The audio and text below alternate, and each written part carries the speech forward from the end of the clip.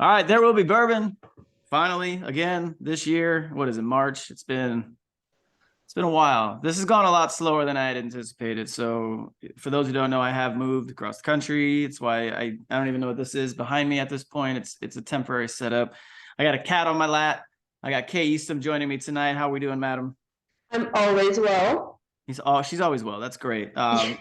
So wanted to talk to Kay for a while because obviously for those who do watch this, most of you at least know her from Twitter, and she came into Twitter at a really interesting time, especially into the Army at the same time, and that's kind of the stuff that I want to kind of take this conversation into, because she's while she's out now, she saw a lot of evolution from the influence of social media on the Army, on the military as a whole, but also kind of just like the devolution, I would call it, of the Army Combat Fitness Test, the ACFT. So You could call obviously, it that. You yeah, could call it that. that's yeah. So a lot of those things we'll get into, and then also obviously, if it's not obvious to you, Kay is a female, so she has a much different take on a lot of things that usually I talk about on this show, especially when it comes to the military and the Army.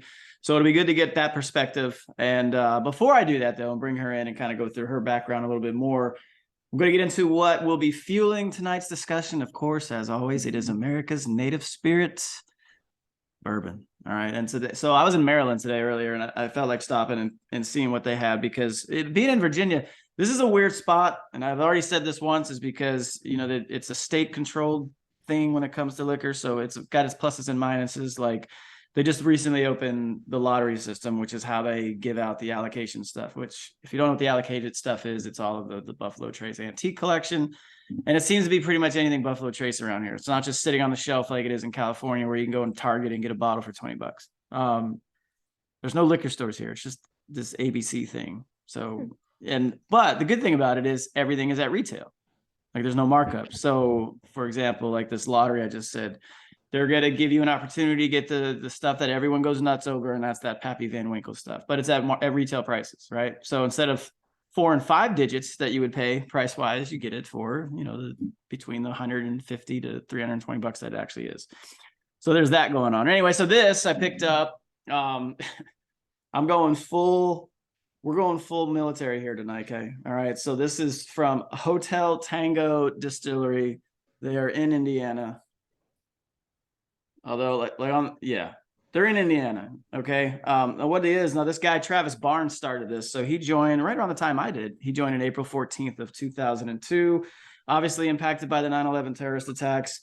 Went on to join the Marines, served there for a long time, did a couple of deployments. I think he says he was in the recon battalion there. So he did a lot of crazy shit. His story's up on the website. It's hoteltangodistillery.com. The bottle is kind of like in a flask shape, pretty standard military style looking bottle. The hotel and the tango come from the H's for hotel, obviously. That's his wife Hillary, and then tango for Travis. And here you go. It's actually a pretty cool story. I'm glad I stumbled onto it. I'm still, getting into what the bourbon actually is. I'm on my second pour of it. It's not bad. This one here is 6 years old, 90 proof. So good proof point to get started at. It's 6 years old, but it tastes a little young. Kind of reminds me of Oregon Spirit, if anyone's ever been to that one or gotten into that. I haven't had that in years, but it's around here somewhere. All right. So that's that. Okay, are you imbibing? Are you doing the dryness tonight? What's going down? I have a dirty Dr. Pepper. The fuck is a dirty Dr. Pepper? It's like a Utah thing. It's like, because obviously they don't drink coffee there. So I have a friend that I made here. She's from Utah. So it's Dr. Pepper, like a shot of vanilla, and then creamer in it. And it's called Dirty Dr. Pepper. It's actually pretty good. If you're a soda drinker, I will say it's pretty good. That sounds pretty good, but let me back this up. So you said they don't drink coffee in Utah? Yeah, like the Mormons. They don't drink coffee? No. What? No. You didn't know that? Are you fucking with me right now? No, I'm so serious. No, there's like two Mormons I can text right now. I want to find this out. Yeah, I Google it. I promise, it's like a thing. You have so many Mormon friends. I know. That's what I'm saying. I would know. I'm going to text them after this and be like, "Look, is this legit? Because why don't they drink coffee? What's?" I don't know. I'm not a Mormon expert. I think it's something to do with like putting bad stuff in your body, etc., etc. Things along that line. Okay. You can Well, drink soda, just no coffee. I would argue that soda is probably significantly worse for you than coffee. Fair enough. I Yeah, think I'm I'm gonna gonna let I this think I'm dog gonna out make real quick. yeah. While you do that, I'm gonna organize a field trip to Utah and see if we can have a conversation about this, because I would say we should probably have sugar and soda on the do not drink list of, above coffee. But whatever. Hey, if that's what your religion goes for, then hey, I'm all for it. Also joining us tonight, he's not going to enjoy this real quick, but we got Frank. This is my bro. Look at this dude. All right, we're devolving quickly. All right, so Kay's here. Let's actually get into what she's here for. All right, so like I said, you joined in 2017, right? You're from Kansas, small town of Kansas. What made you join the Army? Dude, that's a question that everybody wants to know, isn't it? I don't know. I just always wanted to do it, and nobody ever took me seriously until a recruiter reached out when I was 17, and he was like, "Hey, like, you want to join the Army?" So I went, took the ASVAB, did everything I was supposed to do, but I was still 17. So their parents have to sign at 17, right? My mom refused to sign, like, straight up was like, absolutely Classic mom. not. Yeah, like, was crying, whole theatrics, like, in the recruiting center. I'm sure those poor recruiters were just like, Jesus. But she wouldn't sign, so 2 days after my 18th birthday, I enlisted my junior year, I think. Oh shit. Okay, so now you small town in Kansas. Did you have any like Fort Riley influence? Were you close to that, or this was So just we're something? closer to Fort Leavenworth where my parents live. My mom Okay. actually, she's a pediatrics contractor out there. Oh, So okay. she's contracted out at the hospital out at Fort Leavenworth, and she works in the ped section. So a little bit, but not really, because I had never been on base or anything. It was Yeah. just So was it more of a mom thing, or was it just she didn't want you joining the Army? a little bit of both. I think, like, Yeah. obviously when you think soldiers, you think big scary men in Yeah. uniforms. So I grew up doing ballet my entire life and being very a princess. Yeah. So it was definitely out of the blue for my family to hear that from me. But it was just Army. You never considered any other branch or anything, or that was the only ones that were messing around in terms of. Uh, I don't know. Yeah, I The don't know only how other big of an recruiters we influence. had, like, in the little pod were Navy people, and they were fat, and I was like, I'm okay. I'm okay. Not much has changed, Navy nerds. That's good. Okay, so then all right, so you joined. You went right out of high school, which is again, I give the ones who do that, I give a lot of credit to, because I mean I've told my own personal story a million times, and I wanted nothing to do with the Army, and I was hell bent on being a baseball player, and that clearly didn't work out. But go Giants! It is baseball season. What up? So straight out of high school. So I remember I joined, and when I shipped, I was like 20. I think I just turned 21 when I joined. So very different from being 21 and being 18 as you were. So, and then you went to Jackson in South Carolina. Obviously a big difference to Columbia, South Carolina than Kansas, but you said small town. So what was that first, what were those first few hours like for you when you realized you can't leave? You're stuck. I don't think it hit. Like, the first time that I had ever been on an airplane was on the ride to basic training, That's the flight to crazy. basic Yeah, training. that's crazy. So I think I was a little shell shocked by that, which is just so funny. Like, now it's so funny, but I was sitting next to a guy who was also going to basic training because, like, duh, you know. Yeah, everyone's And so we were flight. talking the entire ride, and he was actually in my platoon all through basic training and everything.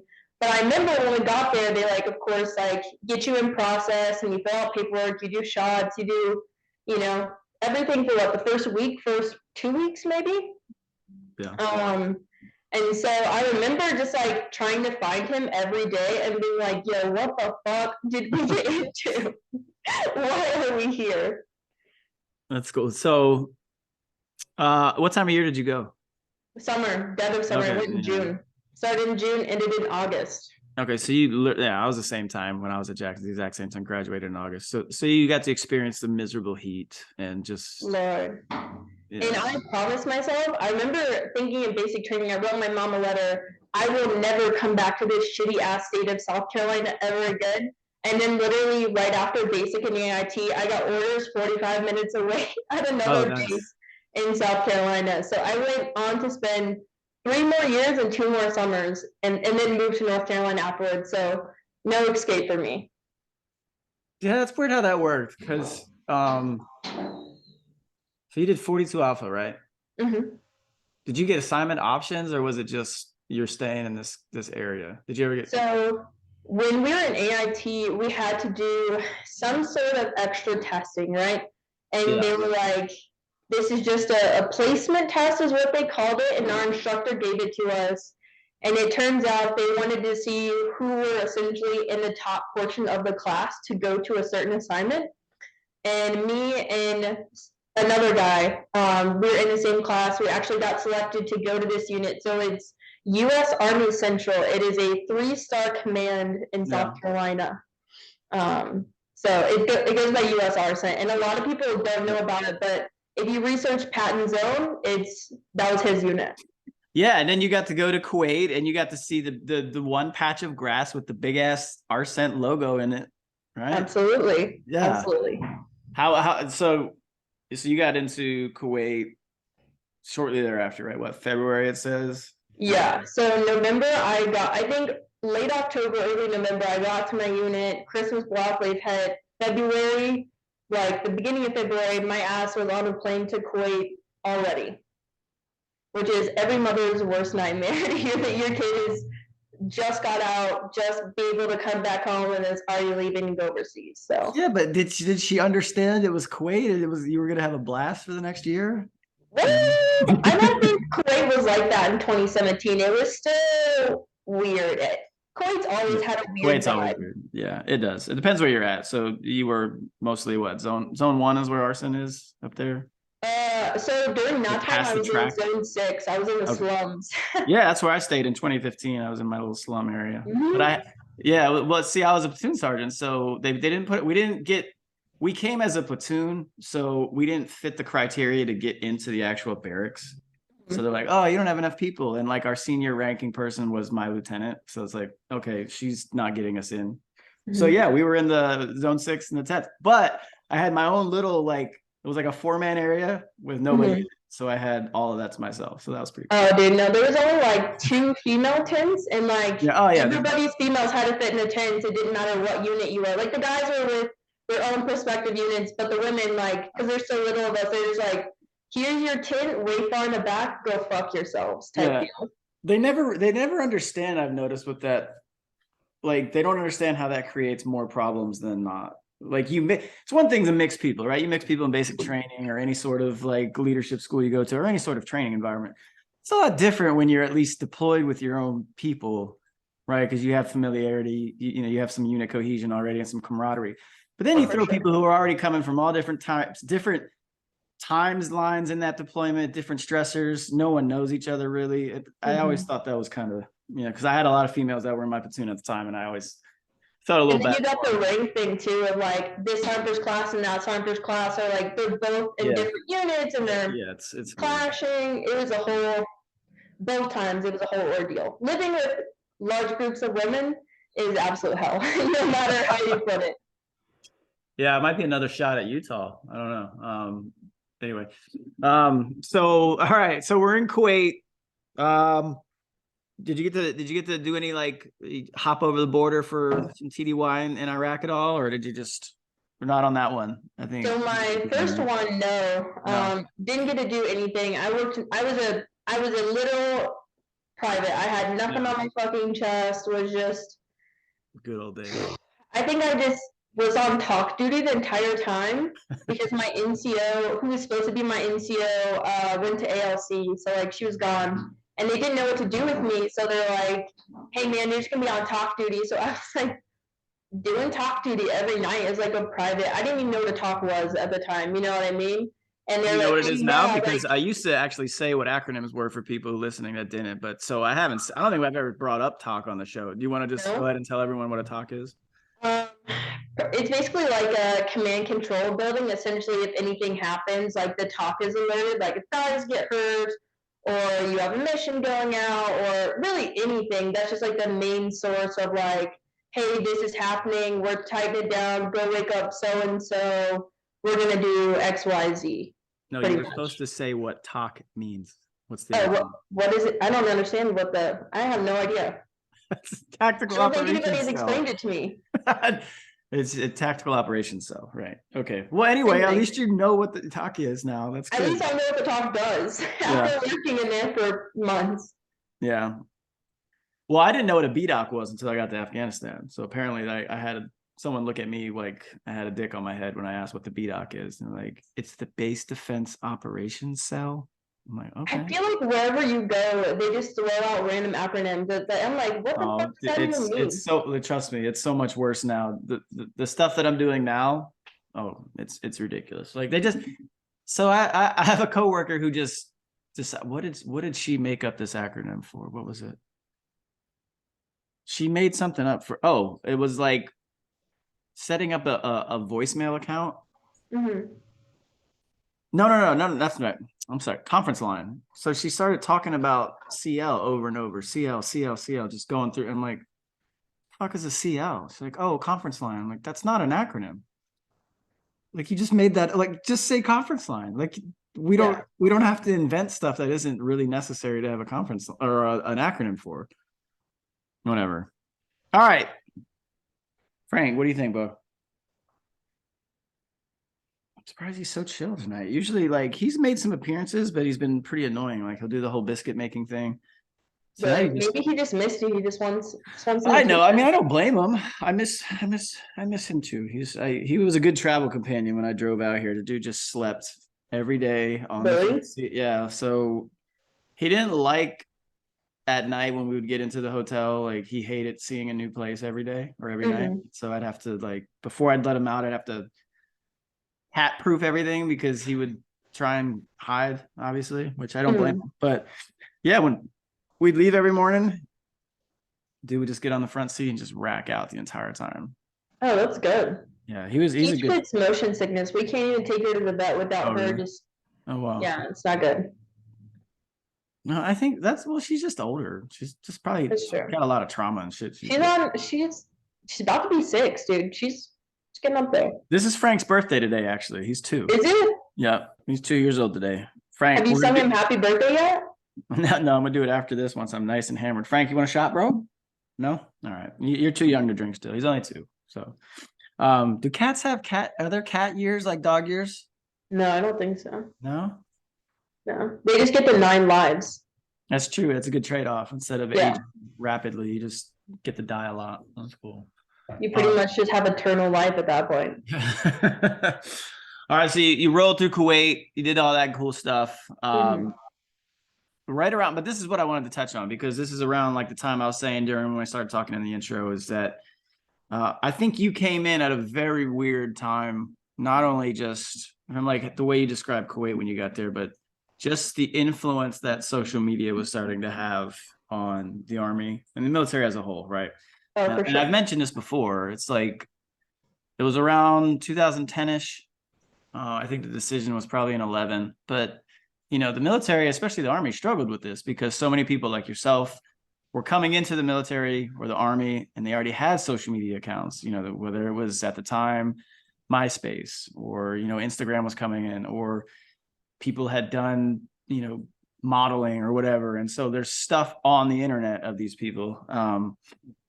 And so the army was just like, well, we didn't want people having accounts, period. And so they got to this point where it's like either everyone's getting them or nobody's getting them. And so probably from an enforcement mechanism, you probably can't really say no one's allowed to have one.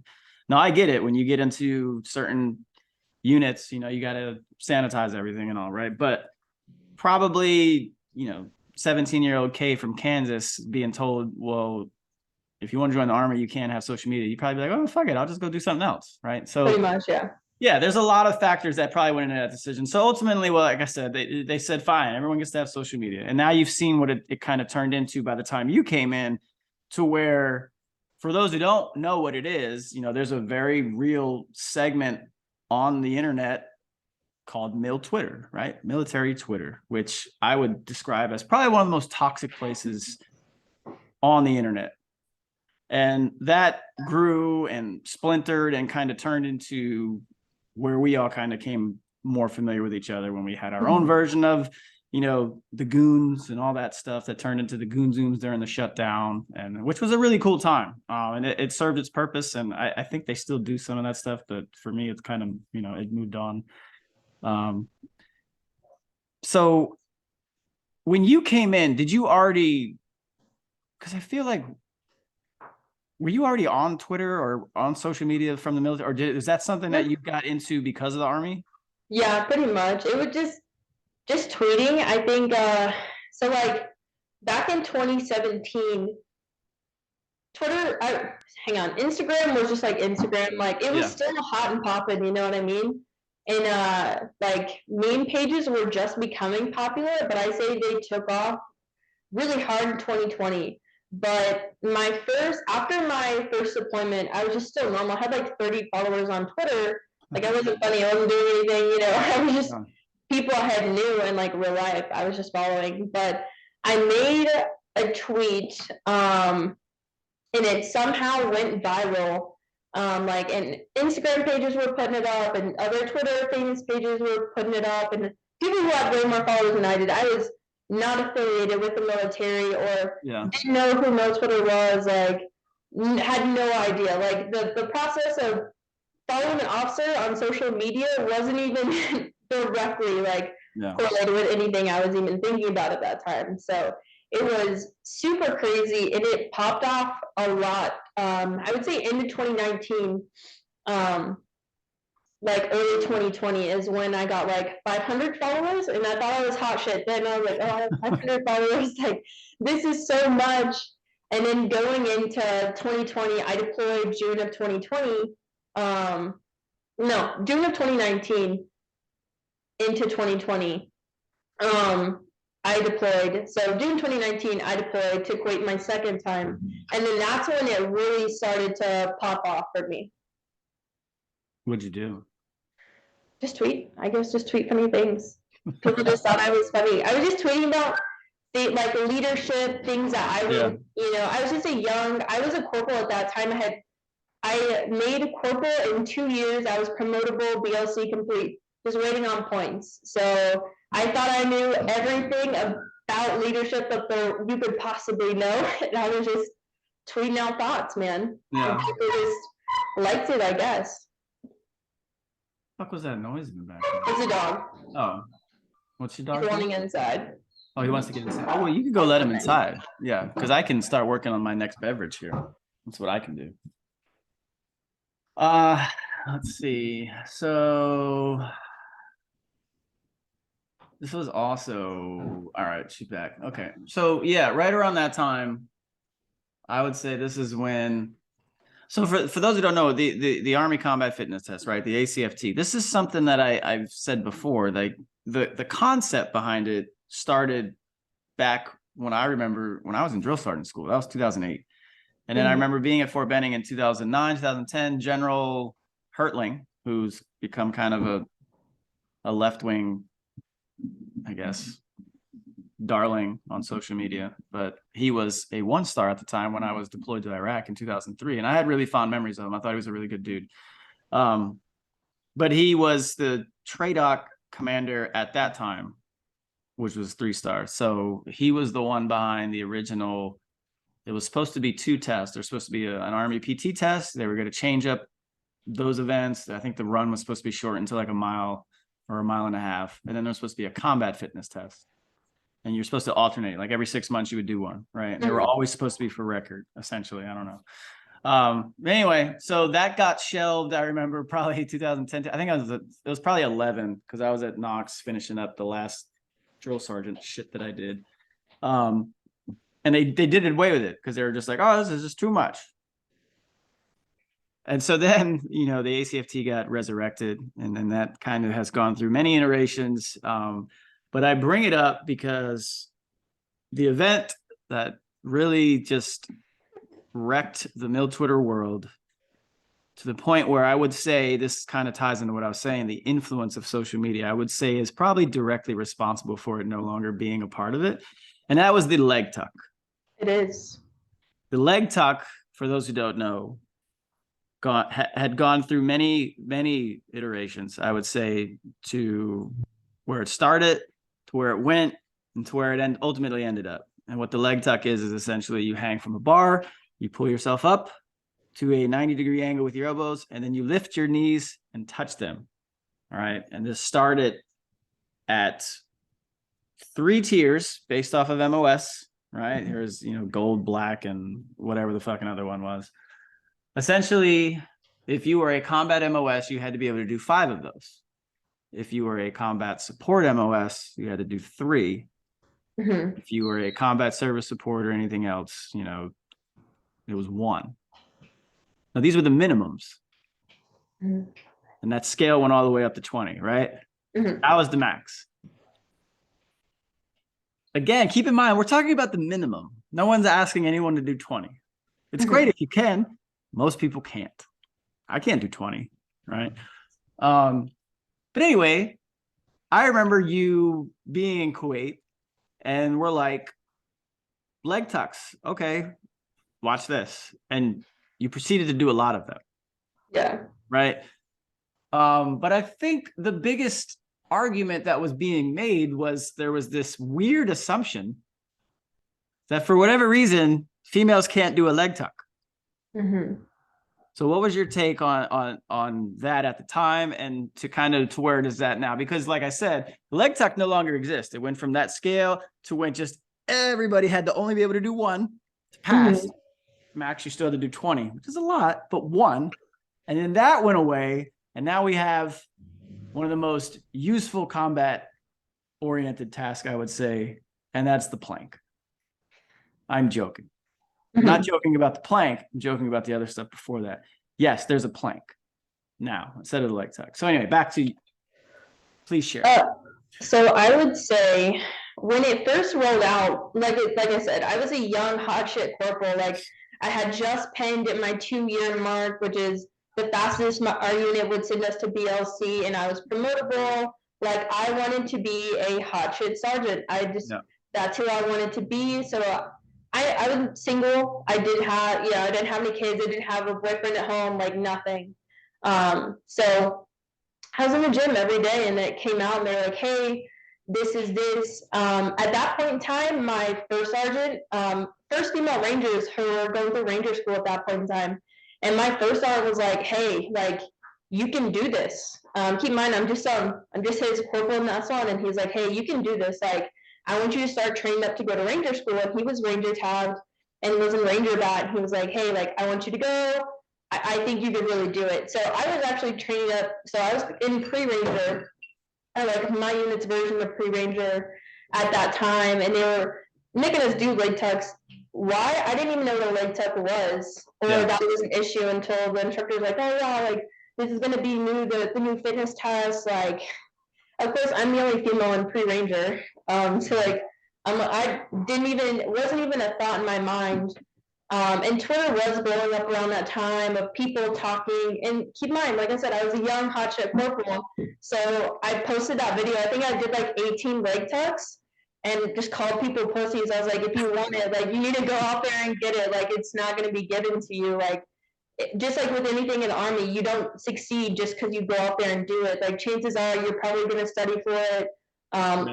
With anything, any type of school, no matter what you want to do. So to me, it wasn't anything weird. I was so hooped up on that hula juice, and I was like, hey man, like if you can do it, like, day.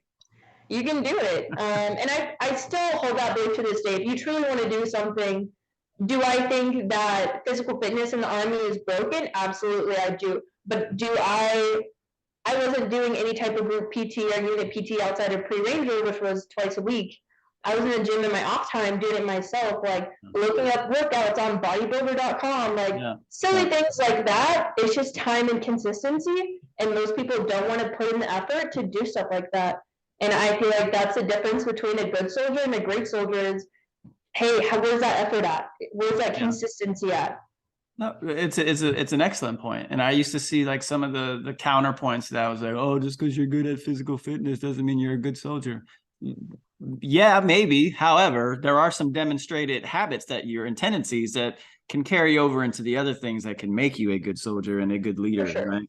Yeah. And I would say, like, at the end of the day, it's still the occupation of being a soldier is one that is rooted and based on your physical fitness ability, because And it's going it to added an ultimately, extra layer over it because we were 2019 was what we had lost what a couple soldiers that year. So it wasn't far. I was deployed, so it wasn't far from my mind of like, oh shit, I could be, in Syria next. I could be in Iran next. Like there's, I was, I went to Jordan, I went to Iraq, so it wasn't. I was there in it, and I was like, I need to be strong for this. It wasn't even a leg tuck thing. It was just I want to be strong just in case, like I'm thrown in a position where I don't feel comfortable doing something. At least they can look at me and go like, oh, she's physically fit.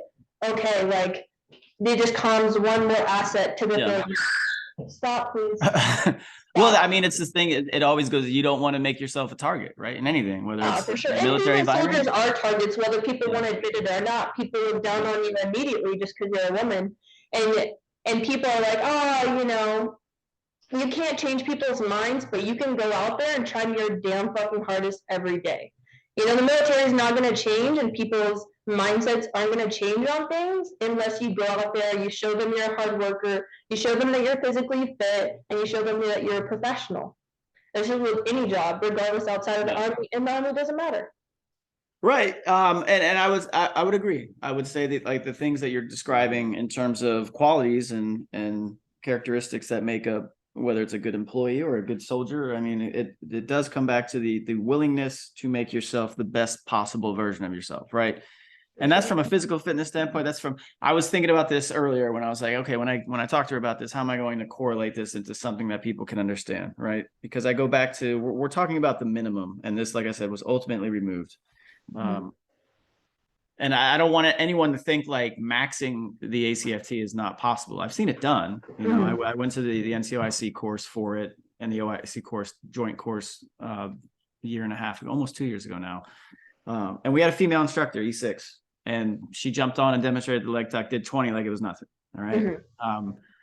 And I had a 24-year-old, I think second lieutenant, who maxed it easily. But he's 24 years old. Like and he's obviously an athlete, right? So again, this stuff counts, right? No one's asking or assuming that everyone in the military can be that, right? Not everyone can be special forces. Not everybody can be airborne. Not everybody can do the stuff that you did in terms of placing yourself in a position to go through a 3-star command fresh out. Like, some people don't have that maturity, and some people never develop it. But the thing that I came up with as a correlation is because, like, look, I can't do 20 leg tucks. The most I ever did was 16. I also can't qualify 40 out of 40 on a rifle, right? So that's the well, I don't think it's some new fucking test now. But anyway, like, it was always 40 out of 40, right? Best I ever did was 35, and I got lucky. I was always between my entire career between 27 and 32. That was I didn't shoot enough. I wasn't in a position to go to the range every week or shoot all the time. Or, I knew my limitations. A lot of it was I wore contacts forever, right? So I knew, like, why would I shoot at a 300-meter target, which is the furthest away? Like, I know if I hit it, it's pure luck. Like, there's no way, right? So starting with the goal of, like, yeah, I'm gonna go out and get 40 out of 40. That's not gonna happen. Just like saying, hey, yeah, you're gonna go get 20 leg tucks if you're just, not a very fit or athletic person or willing to put in that work. No, you're not going to get 20 leg tucks. You're probably not going to deadlift 340 pounds either, right? Yeah. And you're probably definitely not going to run less than 13 minutes on a 2-mile run. Another thing I was never able to do, I never once on the original APFT, the fitness test, maxed it. I got 299 twice, back to back, because I could never max the fucking run. Fastest I ever did was 13:18 and 13:20, right? Okay.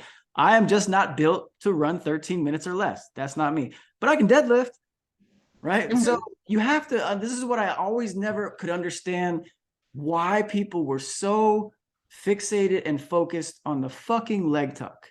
It's sense. I think the problem is because you have to think early 2020, that's when the ACFT really kicked off, right? Yep. And then we have COVID kicking off the same time as the ACFT.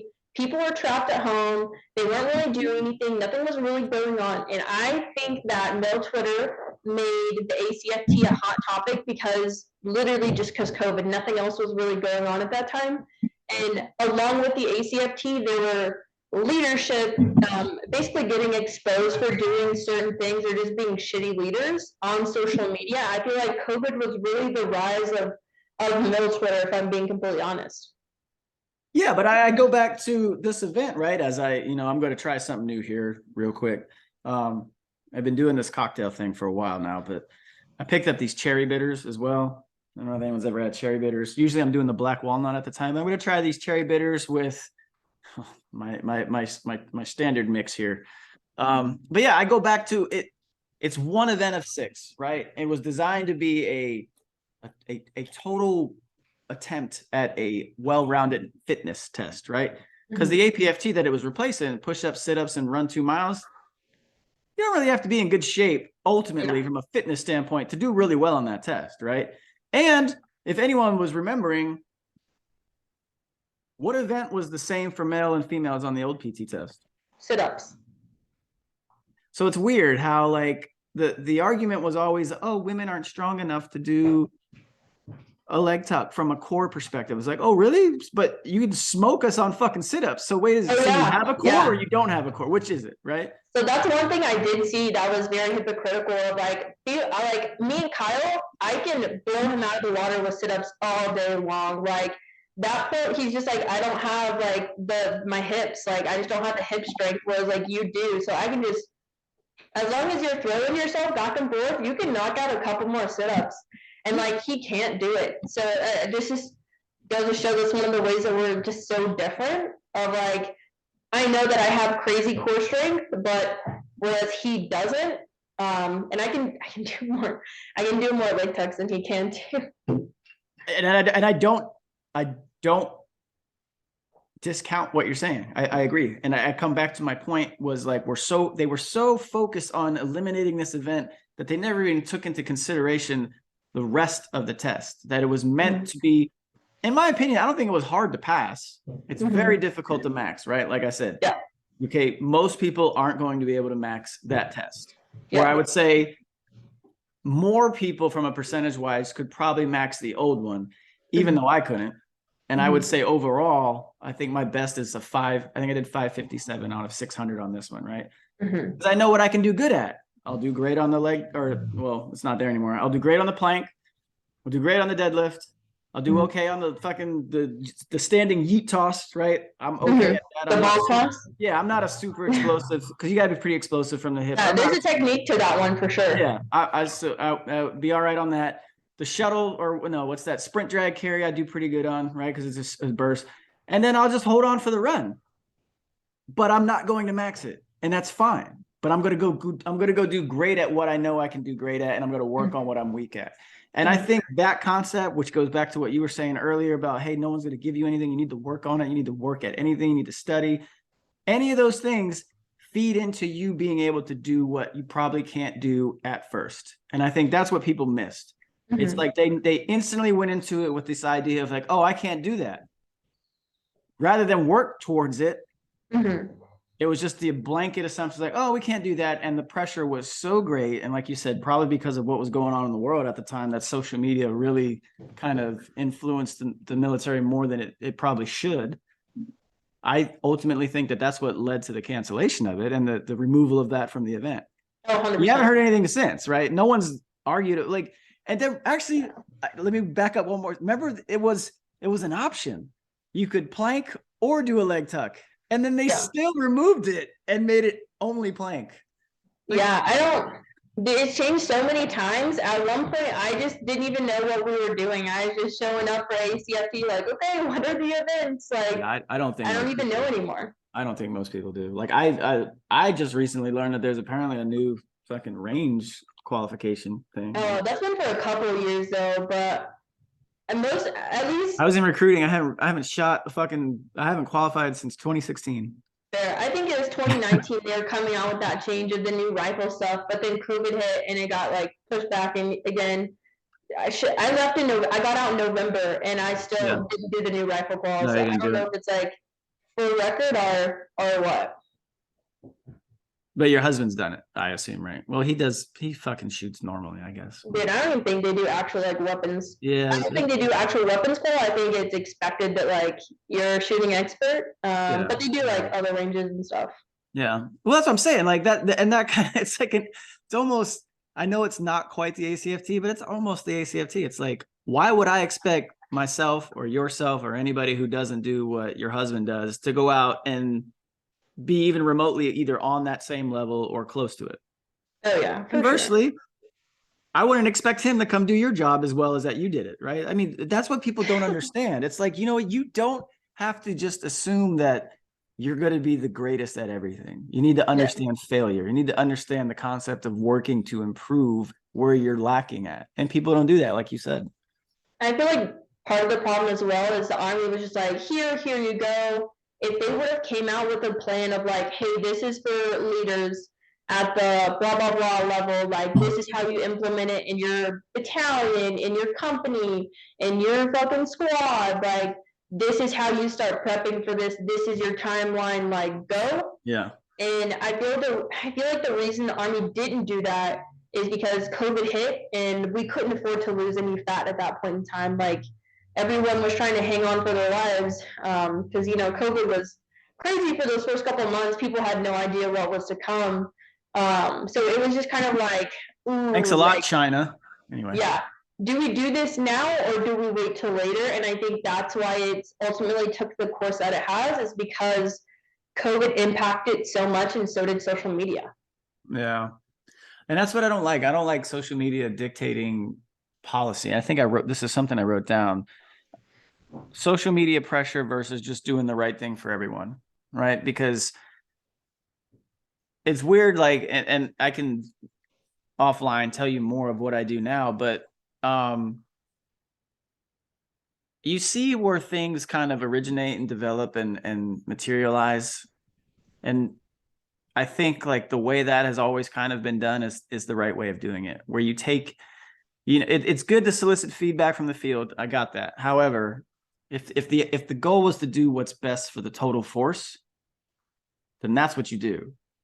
You don't, you know, it's one of these terms from political science. I remember years ago in college, it was called tyranny of the minority, right? It's where you have a huge, loud, vocal, very small portion of any population, whatever it is.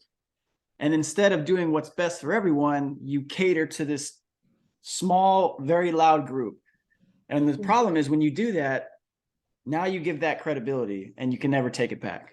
You can't say, oh, well, now we're not going to pay attention to you anymore. Like, no, now you've given them credibility and then you're always going to have to. And then what ultimately takes place next? The next group pops up and then you give them credibility and it just keeps going and going and going. And you never actually do what's best for all. You keep catering to small vocal minorities.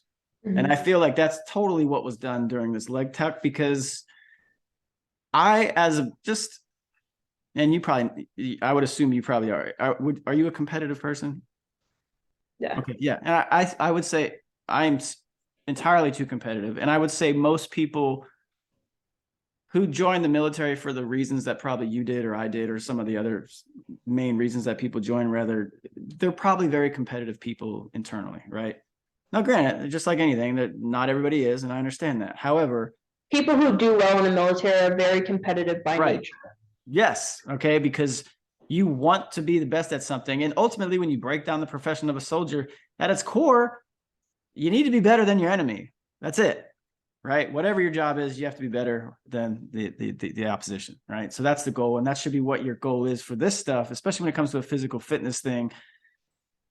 You should be willing to take on that challenge. You shouldn't be just so comfortable in the fact that you get by doing the bare minimum. Like, one of the biggest things I always fucking hated, and I don't know if you ever saw someone in your unit do this, was like in the old PT test, when you had 2 minutes to do push-ups and sit-ups, and someone would just get down and do the bare minimum in like 35 seconds and get up and walk away.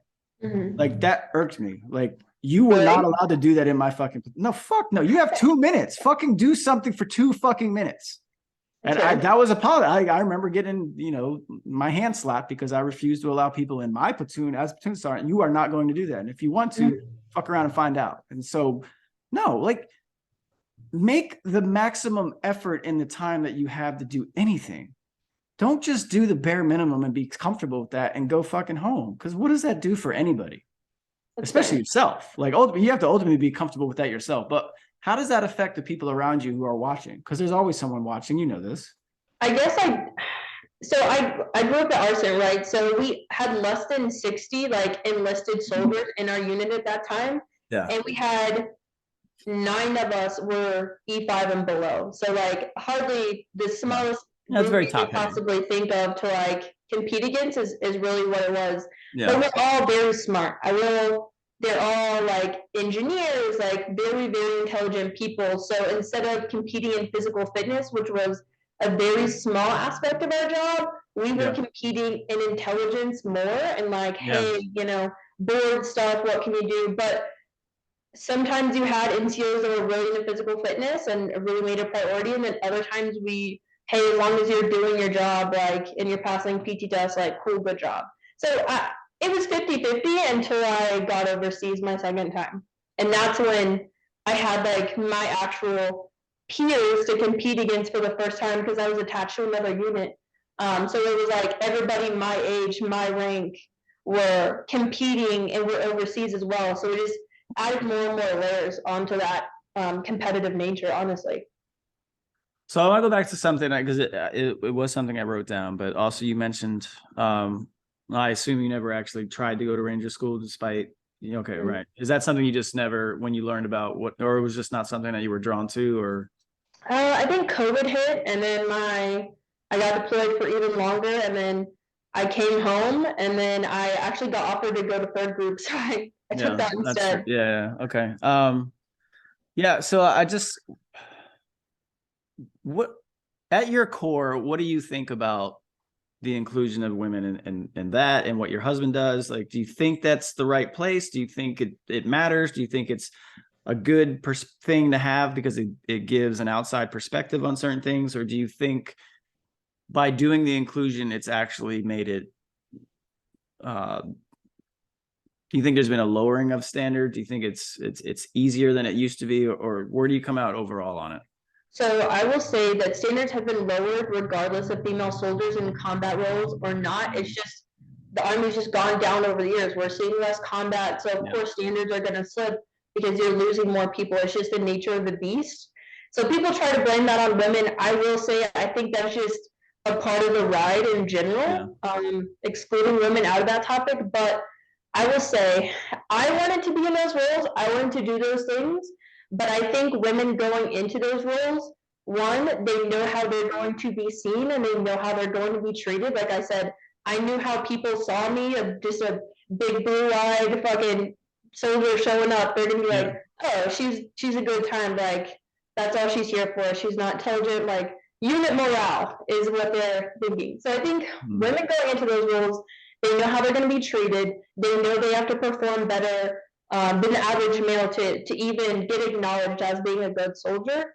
So I don't personally think so. Maybe nowadays, but in the very beginning, no, I don't think so. I think up until 2021, no, not a chance. But now, standards have slipped even more because we're losing so many people in general. So I would say now everybody's standards are slipped once the ACFT kind of opened that hole and it never just kind of closed. If that makes any sense, of like they opened it, so now it's always going to be a scapegoat for certain individuals, no matter what the topic is. So you talk about a good point. We're losing people, and just so we're clear on that, you're talking about retention and recruiting, right? Okay, and so now you got out for different reasons, but why would someone who came in around the same time as you, what is causing that segment of the Army population to get out? Why do you think? I would say a lot of us, and I've heard people on Twitter like, hey, why would you join the military during peacetime? But back in 2017, like when I joined, we're still in Afghanistan, we're still in Iraq, we're still in Syria. So it's like peacetime, like what peacetime was there? Yeah, sure, people weren't shooting at us as much, but we still had guys dying in 2019 at pretty heavy numbers, honestly, if you look at it. So yeah, it wasn't the GWAT, but it was like a millennial version of the GWOT where it was cooled off a little bit, but we still had guys dying. We saw pretty heavy deployments. And I don't think that stopped until COVID hit, really, if I'm being completely honest, at least from what I've seen. So one, lack of war, it just is what it is. There's no war, people don't want to stay in. Two, I would say Point. because so many good leaders were becoming yes men, it just had a trickle down effect of like, if you can't stand up for your soldiers or yourself, what's the point of staying in? Like, where's the passion at? I think those were the two biggest things. And then three, when COVID kicked off, a lot of job opportunities opened up for our sector, I would say. And so I think a lot of people were really looked at their priorities and they're like, hey, is this what I want to do? Nope. And so they hit the exit door. Yeah, that's a good point. I don't think, and I've seen a lot of that now. Like, it's kind of hard to hit the reset button of like, this remote thing's over. I need you back in the office. Like, it's not happen. Like, there's going to be some mandating of a few days, but I mean, people have seen the value and companies. But man, it's such a weird thing because especially where I was at in the Bay Area before I moved out here in San Francisco, and I can see it a little bit out in the DC area, but San Francisco especially, like, I mean, that's tech central, right? Mm-hmm. And if you've made an opportunity for people to be able to do their jobs with 100% functionality from away from the office, okay, well, what's the benefit for it? Why would a company pay the rent for the commercial space downtown where you went? But also, what does that do? That takes money out of the city. That takes those buildings into a property nightmare in terms of the actual owners. I'm actually writing a college paper over this right now. I'm in a persuasive writing class, and I'm taught like my essay. I literally just turned it in like an hour ago. It was about like the difference in remote work versus full time in office. How we've previously done it, like prior to COVID. So, what side were you? So for this one, we didn't have to have a side. It was just basically an informative essay, but basically just speaking of the difference in how the job market and white collar essentially has just completely shifted. And are we going to shift back? Like Disney, I think recently, just like a couple months ago, mandated that everybody comes back. Paramount had also mandated that a lot of people could no longer like work from home, and those companies are losing pretty big numbers right now in their retention rates just because of those mandates that they were forcing people to come back in the office. Yeah, but it is like people like I get it, quality of life and all that stuff, but what I was hinting at or getting to was that you're going to have a really large impact on actual cities. Mm-hmm. Right. Which, depending on what your view is on cities or not, I bring up a city like when you take people out of it because they don't need to physically be there, you take more than just their presence. It's like I said, you take away the economic impact on hundreds of thousands, sometimes tens of thousands of workers being in an area every day, right? Mm-hmm. Those are restaurants, those are coffee visits, those are all those things that take place, going to happy hours or whatever it is after work, networking, all that stuff that takes place because of the proximity of all those other things that support a local community from a business standpoint. You're removing them, right? So you're there's so many ripple effects that are going on. And I mean, I see this with what we do now, but you can't build a team through a computer screen. I will die on that hill. Right, you can do a lot of things through like this. Like, look, this brought. You remember the Goon Zooms and all that stuff? I do. And we've had like over 50 people on one at a time. Like, and those have created long-lasting friendships. But that's having fun. That's not working, right? Mm-hmm. So if your team is 20 deep and you got to work on a project, you can't always just do everything through like what we're doing right now. You have to consider all the other ways that you build a team. But do you think that's an age thing? Because I would argue that people in my age category would be easier for them to make friends over social media and technology because we kind of grew up in this age where more so you haven't. Yeah. You're more face to face, where I'm more comfortable behind a computer screen than I would be face to face. I don't discount that. I'm just saying ultimately at some point everyone has to get in the same room at some point. And so you have to be able to do that. You have to be able to do both. You can't just do, you can't run the world from a computer screen. You just can't do it. I will, like I said, I'll die on that hill. And you may have a great point on the fact that this is technology you kind of grew up with. But I would say like it's also affected a lot of people because there are people, I would say probably between our age groups that are definitely impacted by it. And they don't feel comfortable one way or the other. And they're kind of left in that limbo mode. And it's kind of where I'm at, where I'm saying, we're talking white collar. Like this is an option not for everybody.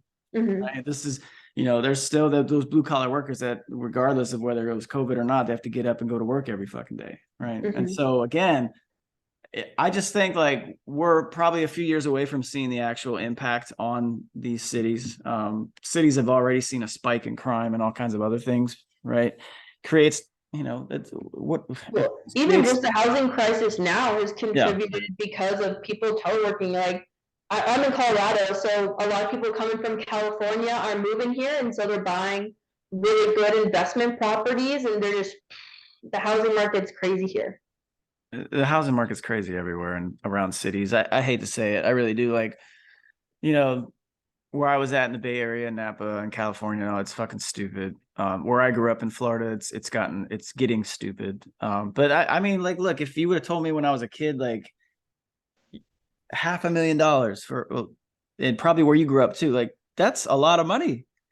That'll get you, that gets you a fucking bathroom in California. Yeah. I mean, it's sad to say that $500,000 really doesn't mean much in 2023, like it did when I was growing up, and even probably where you grew up, right? I mean, yeah. So like, you have to walk into the door in California with at least twice that, if not more, if you want anything. Like, and that was the problem when we were buying our home here. We were getting beat out by like, keep in mind, we were being homeowners, so we were a very safe option, but people were coming in with 20K over cash offers, and we're like, it's fucking nuts. There's no way we can compete with that, exactly. I think we got beat out quite a few times. Yeah, it's just weird, like, because I mean, I feel like there's just so much that's still evolving from the shutdown, but at some point, you just I mean, maybe it's because we never really lived through something like this, and considering, I mean, I know we've lived through, pandemics and shit before, but they've never been woven into like technology like we have now, right? So it is different. But I mean, everything always comes back. Like everything always shifts from one way to the other. Maybe not in California, since it's all been so left wing since the fucking 40 years now. But I don't know. I just think that at some point, it's going to come back around. People are going to get back in the office. People are going to do those things. Housing market's going to have to correct at some point. I think there will be a select minority that just stay remote, and that's fine. If you can do your job fully remote, okay, cool. You know what I mean? But most people, I don't think can do it well. Yeah, and then also like it also comes into, if you are content with just being an on the computer worker and doing your job, maybe there are plenty of people that are fine with that. But I mean, in the real world, and I see it, if you want any sort of like leadership opportunity, you don't get that up. You don't get that. You have to be. I think it takes away networking so much, and I don't know about you, but that's where I've gotten job opportunities. Like shit, even now in the civilian sector. It's everything. Yeah. You have to, if you can't, which I would assume you're probably good at it anyway. Just, I know enough about your personality, but just the MOS you came from, like that entire MOS is networking. That's all it is. Right. And that's going to serve you very well once you're done with school and all. Like you're not going to have any issues with it. But a lot of people don't get that opportunity in the military because they do other things, or they do different MOSs, or they don't get that. That's not part of their field. Like they're very like, here's your task, go do it, execute it, and they do that very, very well. They don't get the other stuff that. And I think that was the main difference. Me coming from a 3-star command compared to someone else. Same you got to work around professionals. Same background of being an infantry or line battalion, of like their motto is like sit there, do your work, do what I tell you, don't question me, and then go home. Whereas like I was raised around like. Coming up in Army, I was around more officers and senior NCOs who were staff primarily. Critical thinking. So I was raised like a mini staff officer, and so I can speak more of that lingo than I can being down on the line unit. Yeah. So it's been easier for me to network with higher ups and other Yeah, units and absolutely. stuff like that because I had that background. Absolutely. And that's why I said, like, I mean, I don't know. Did you just start school or are you almost done or what? Where are you No, at? I just started. Okay, yeah. So by the time, like I was saying, but by the time you get done and you actually walk out, you're going to be so far ahead of your peers because you already probably know this. I mean, I don't know if you're doing online or if you're going in person at all, but most of your classmates, they don't have an ounce of your fucking experience, but they're Oh. expecting to walk into the same, position that you are, and you're going to be so Well, far ahead of them. even now, I've gotten cold calls of people who are like, hey, we know you're out of the military. You have XYZ qualifications. Like, do you want to come work for us? And then I've had people on Twitter like, hey, dude, like, I know who you are. I know your personality. This is my company or this is my business I'm representing. Like, Yeah. there's open opportunities. Like, you should apply. And it's Yeah. just, networking is great and it's gotten me pretty far in the army, but like you said, walking in with 5 years of HR experience, because my degree is Yeah. also in HR management, Yeah. and then That's I'm great. going to walk into, I have my degree, 5 years experience, I have 2 certifications under my belt. I'm realistically like 5 to 7 years ahead of my peers in the Oh, absolutely. workplace, Yeah. even though I was in the military. Yeah. No, you absolutely are. And I've said this to others, but if you ever need help translating that stuff, if you haven't done it already, I'm happy to help you. But yeah, you're so far ahead of people, you're not going to have any issues. But I would only tell you this. The only thing I will tell you is to just don't stop with your bachelor's. Just keep going, especially in your field. You have to. You got to keep going. I know. Keep going. It's not that bad. All right. So let's pivot here because I hit some of that stuff, but I wanted to kind of get back onto the retention thing and the recruiting thing. I've spoken to it all enough already, but the Army's kind of shifted lately with a brand new, if you want to call it brand new, a brand new old campaign of the Be All You Can Be, which is what I grew up with. Mm-hmm. I love those commercials, man. I remember all of them. Be all that you can be, get an edge on life, Frank in the Army. Frank's like, yeah, whatever. And so did you see this new Be All You Can Be commercial yet? No, I don't. Now that I'm out, I'm like, Great. Nope. taking 3 Because steps back. good, because I want you to watch this and so you can comment on it. I'm going to email it to you, okay? Oh, okay. All right, let me go find it because it was linked through Task and Purpose. And we're gonna get Kay's live reaction to the latest Be All You Can Be commercial. As I effort this search and fill the dead air. It's one of my Hang on, I have Peach. Yeah, that's cool. Go grab that girl as we look this up. So for those of you at home who haven't seen this or don't know what I'm talking about, probably many of you do growing up. Peach. Oh, there she is. Look at this girl. Is he hot? Oh my God, she's so beautiful. Oh no. That just made Frank look up like, yo, was that a mating call, Frank? Is that your girl? Frank, you and the older chicks? Don't worry, Frank, she's fixed. Well, that's not cool. That's fine. That's better. So is he. He has no choice. They were in the clink. They have to get fixed. Yeah, they have to get fixed before they get adopted. All right. Remains the best recruiting. Okay, that's not the video though. They did do this one that was actually pretty cool. It's just like a normal commercial. Yeah, it's an ad. They're doing a series of them. They did one I saw either yesterday. No, I think I saw it on Tuesday, where it's got this guy and he's kind of walking through battlefields talking about, from the Revolutionary War all the way up to the global war on terror, like walking through, like, ask yourself. It's that one's really good, but the initial one that I'm going to show you, I think is, well, I don't want to. I'll let you watch it first before I'm gonna let this pop out while you find that video. Yeah, do your thing while I continue to effort this search. Is this it? What does it mean when you ever knew that you could do? Yeah. All right. Here it is. Okay. I'm going to email you this link. You're still on. You still have Twitter?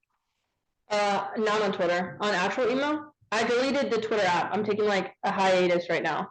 But if I sent you a Twitter link, will you be able to open it? Should be able to. Okay, let's find out. Can you send it on email instead? No, I'm going to email you the link, but I don't.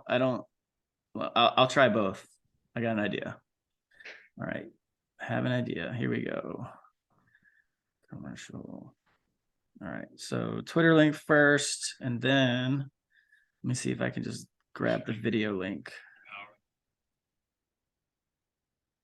I should be okay. No. Challenge yourself. Challenge yourself. To realize there's more you ever knew No. to be all you could be. All you can be. Stop. All right. Okay. I think you may be able to click it and just watch it in your email. All right. So I just sent that. Let me know if that works. If it doesn't, I'll find the other one.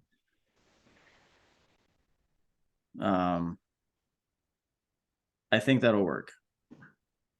Okay, hang on. It's loading.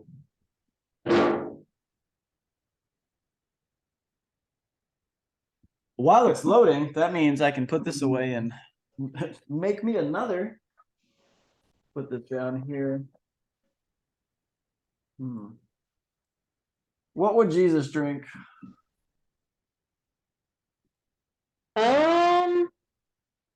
I think he was a wine guy, you know? Well, that's true. He was. I'm not going to start. Okay, hang on. All right. I Yeah, have you it watch. pulled up. Okay, you watch that. Let me know what you think. Okay.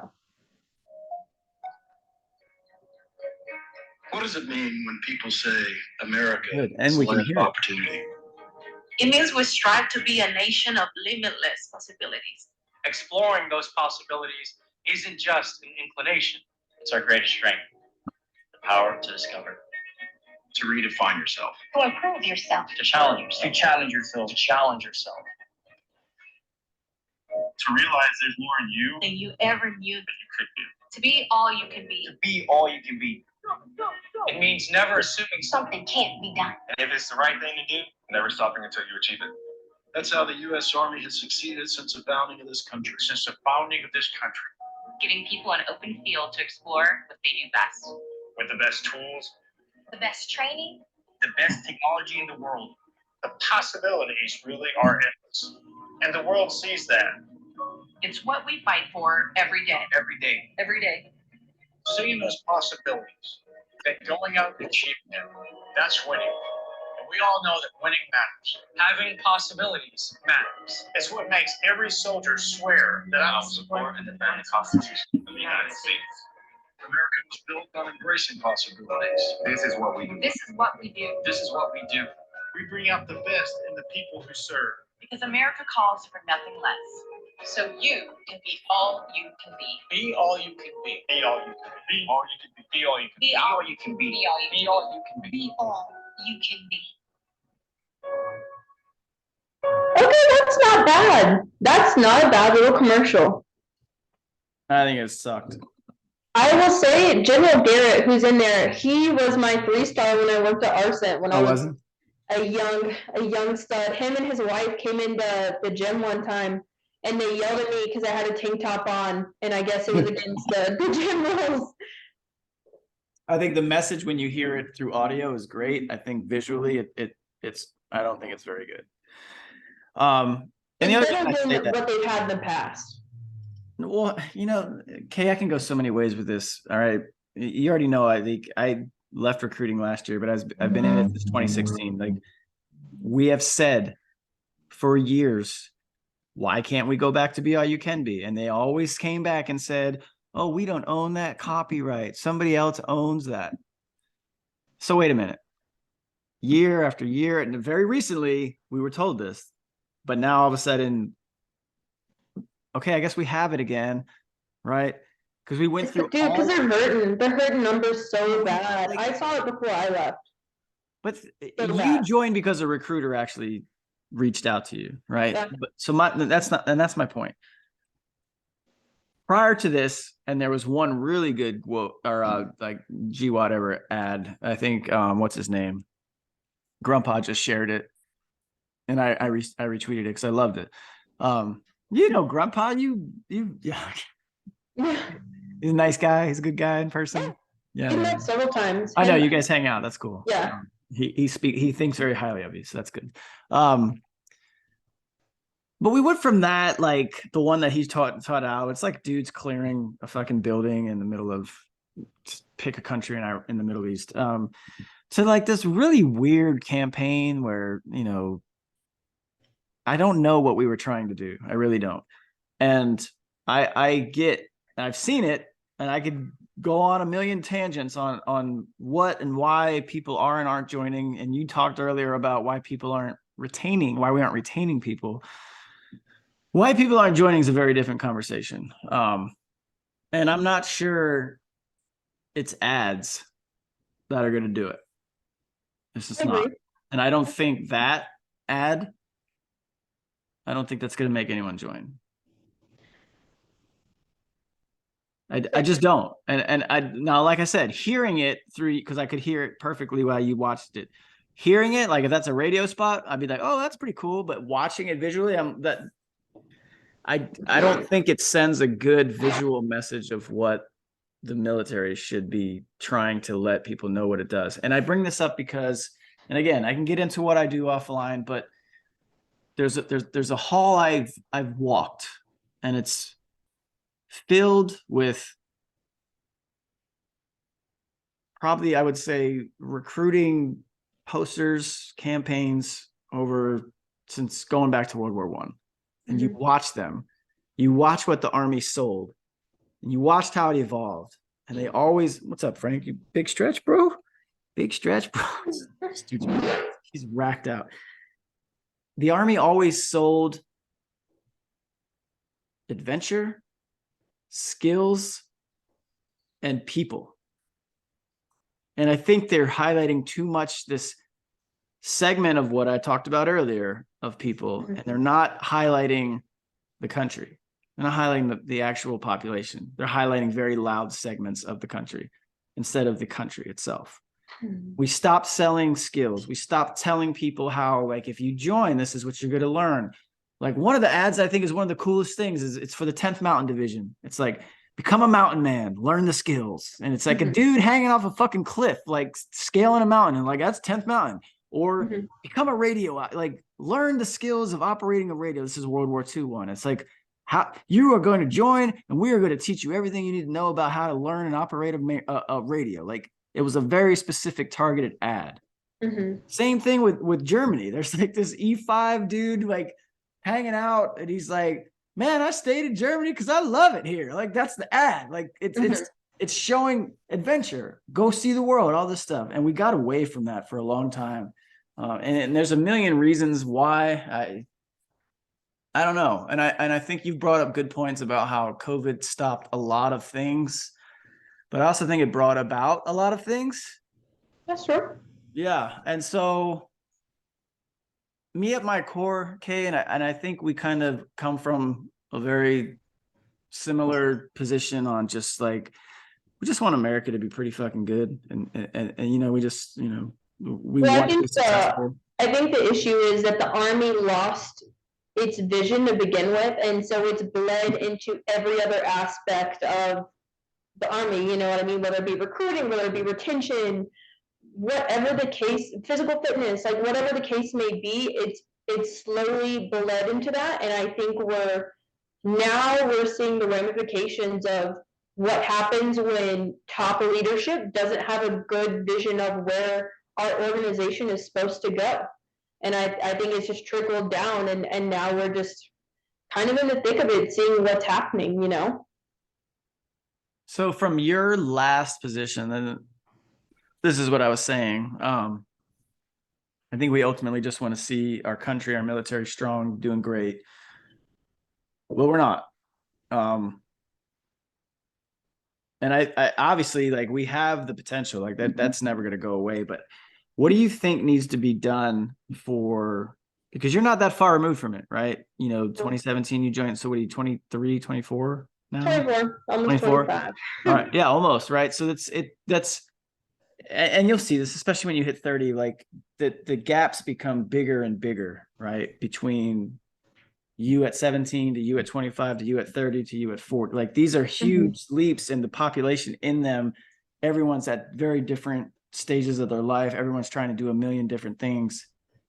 But what do you think that 17, 18-year-old needs to hear or see from its military? Because, I mean, I've spent so much time in high schools and colleges the last 6 years. Like, the average person still doesn't, they have no concept of what the Army offers. Mhm. I learned so much by being in recruiting that I wish I would have known. Now it probably wouldn't have persuaded me because I was told you I had a very specific path that I was going to fail epically at before I found the Army. But still, like if I knew the thing, like as you're a great story for this because you already described like the position that you'll be in because of your experience. But Mhm. if we don't sell through ads, through whatever it is, on just what, not just the Army, these are DoD programs. This is the whole military. Like what they actually have for kids, for people like those. You have so much opportunity and it's all going to be given to you. Like you just got to do, you don't even have to do 3, you got to do 2 years now in the Army. You get 80%. Oh, really? Still, 2? you get 80% of your benefits if you do 2-year contracts. But anyway, still, let's bring it to let's not get into the weeds. Let's just, for fucking 3 years, you get it all. Hang out for 3 fucking years, check in, check out, gone.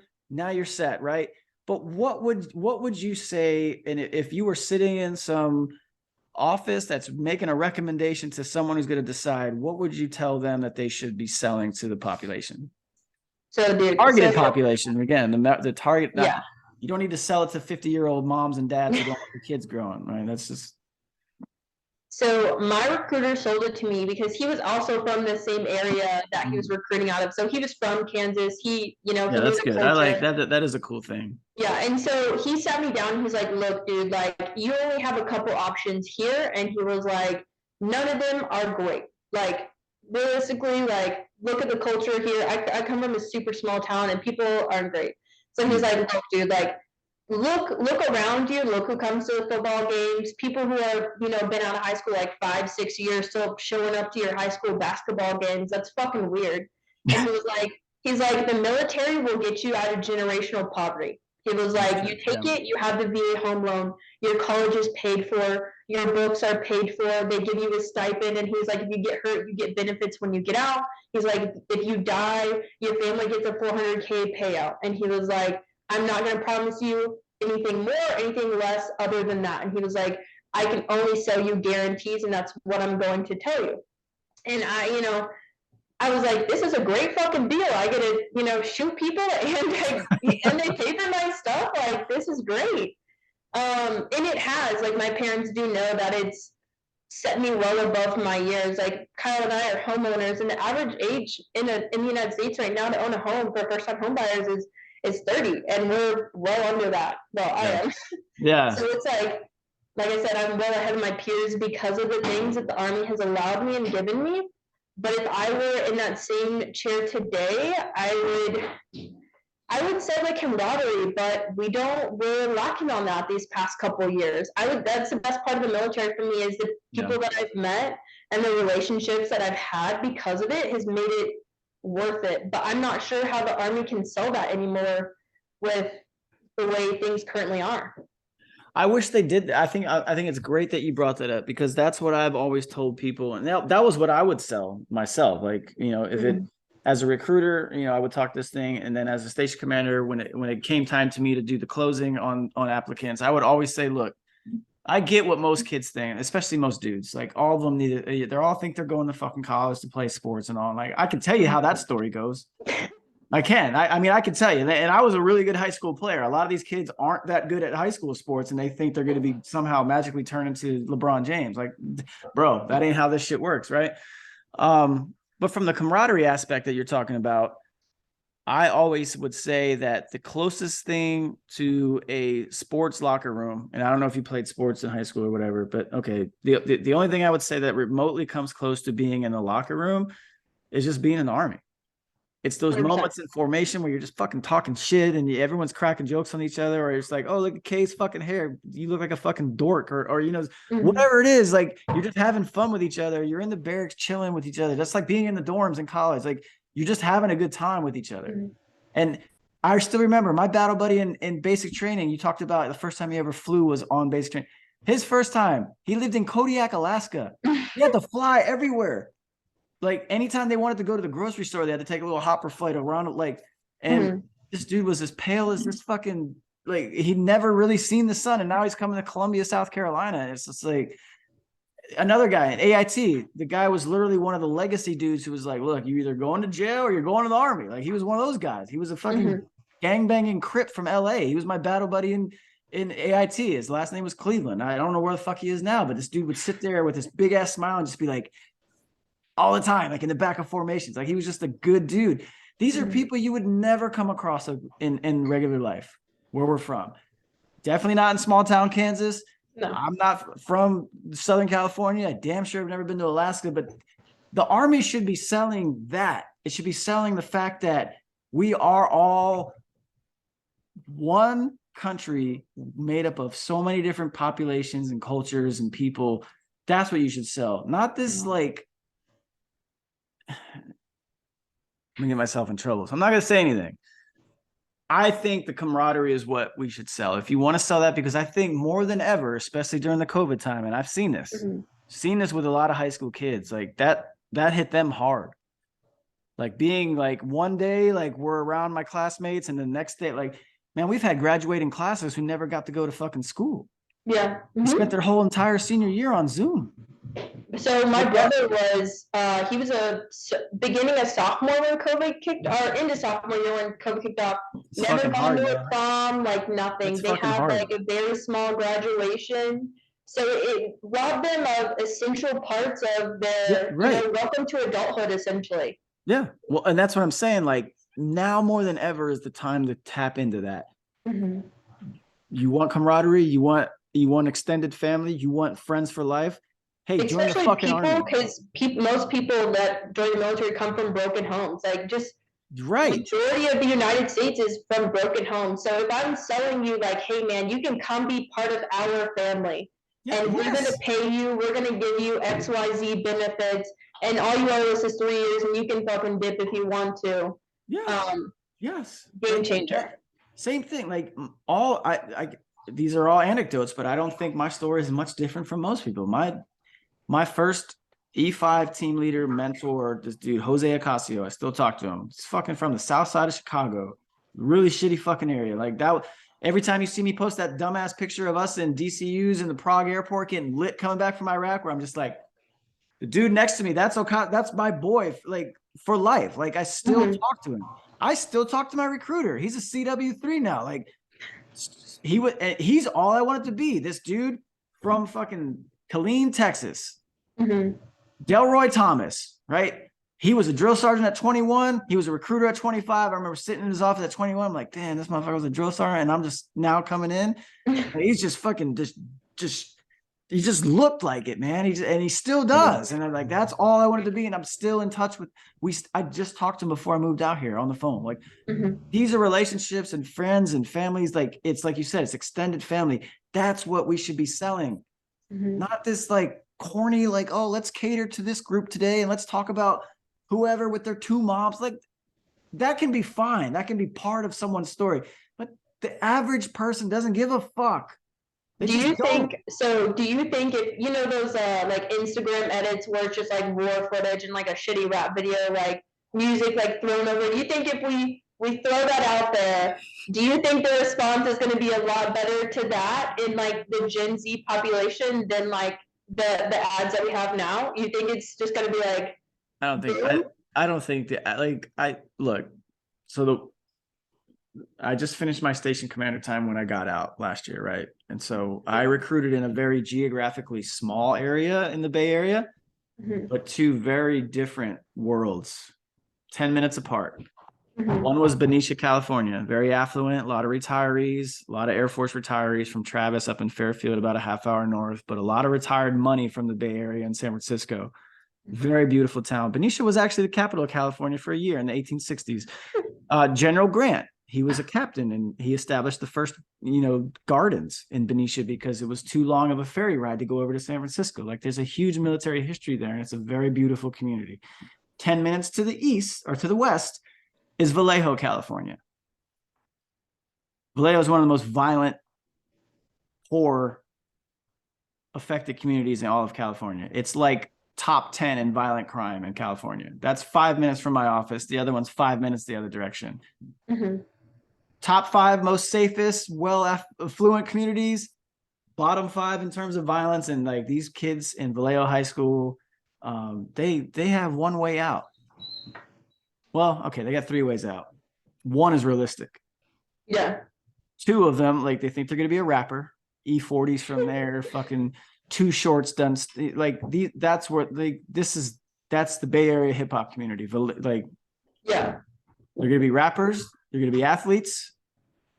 There's some good athletes that come from Vallejo, but But you have to have good grades to match that. That's what most thank people you, are. right?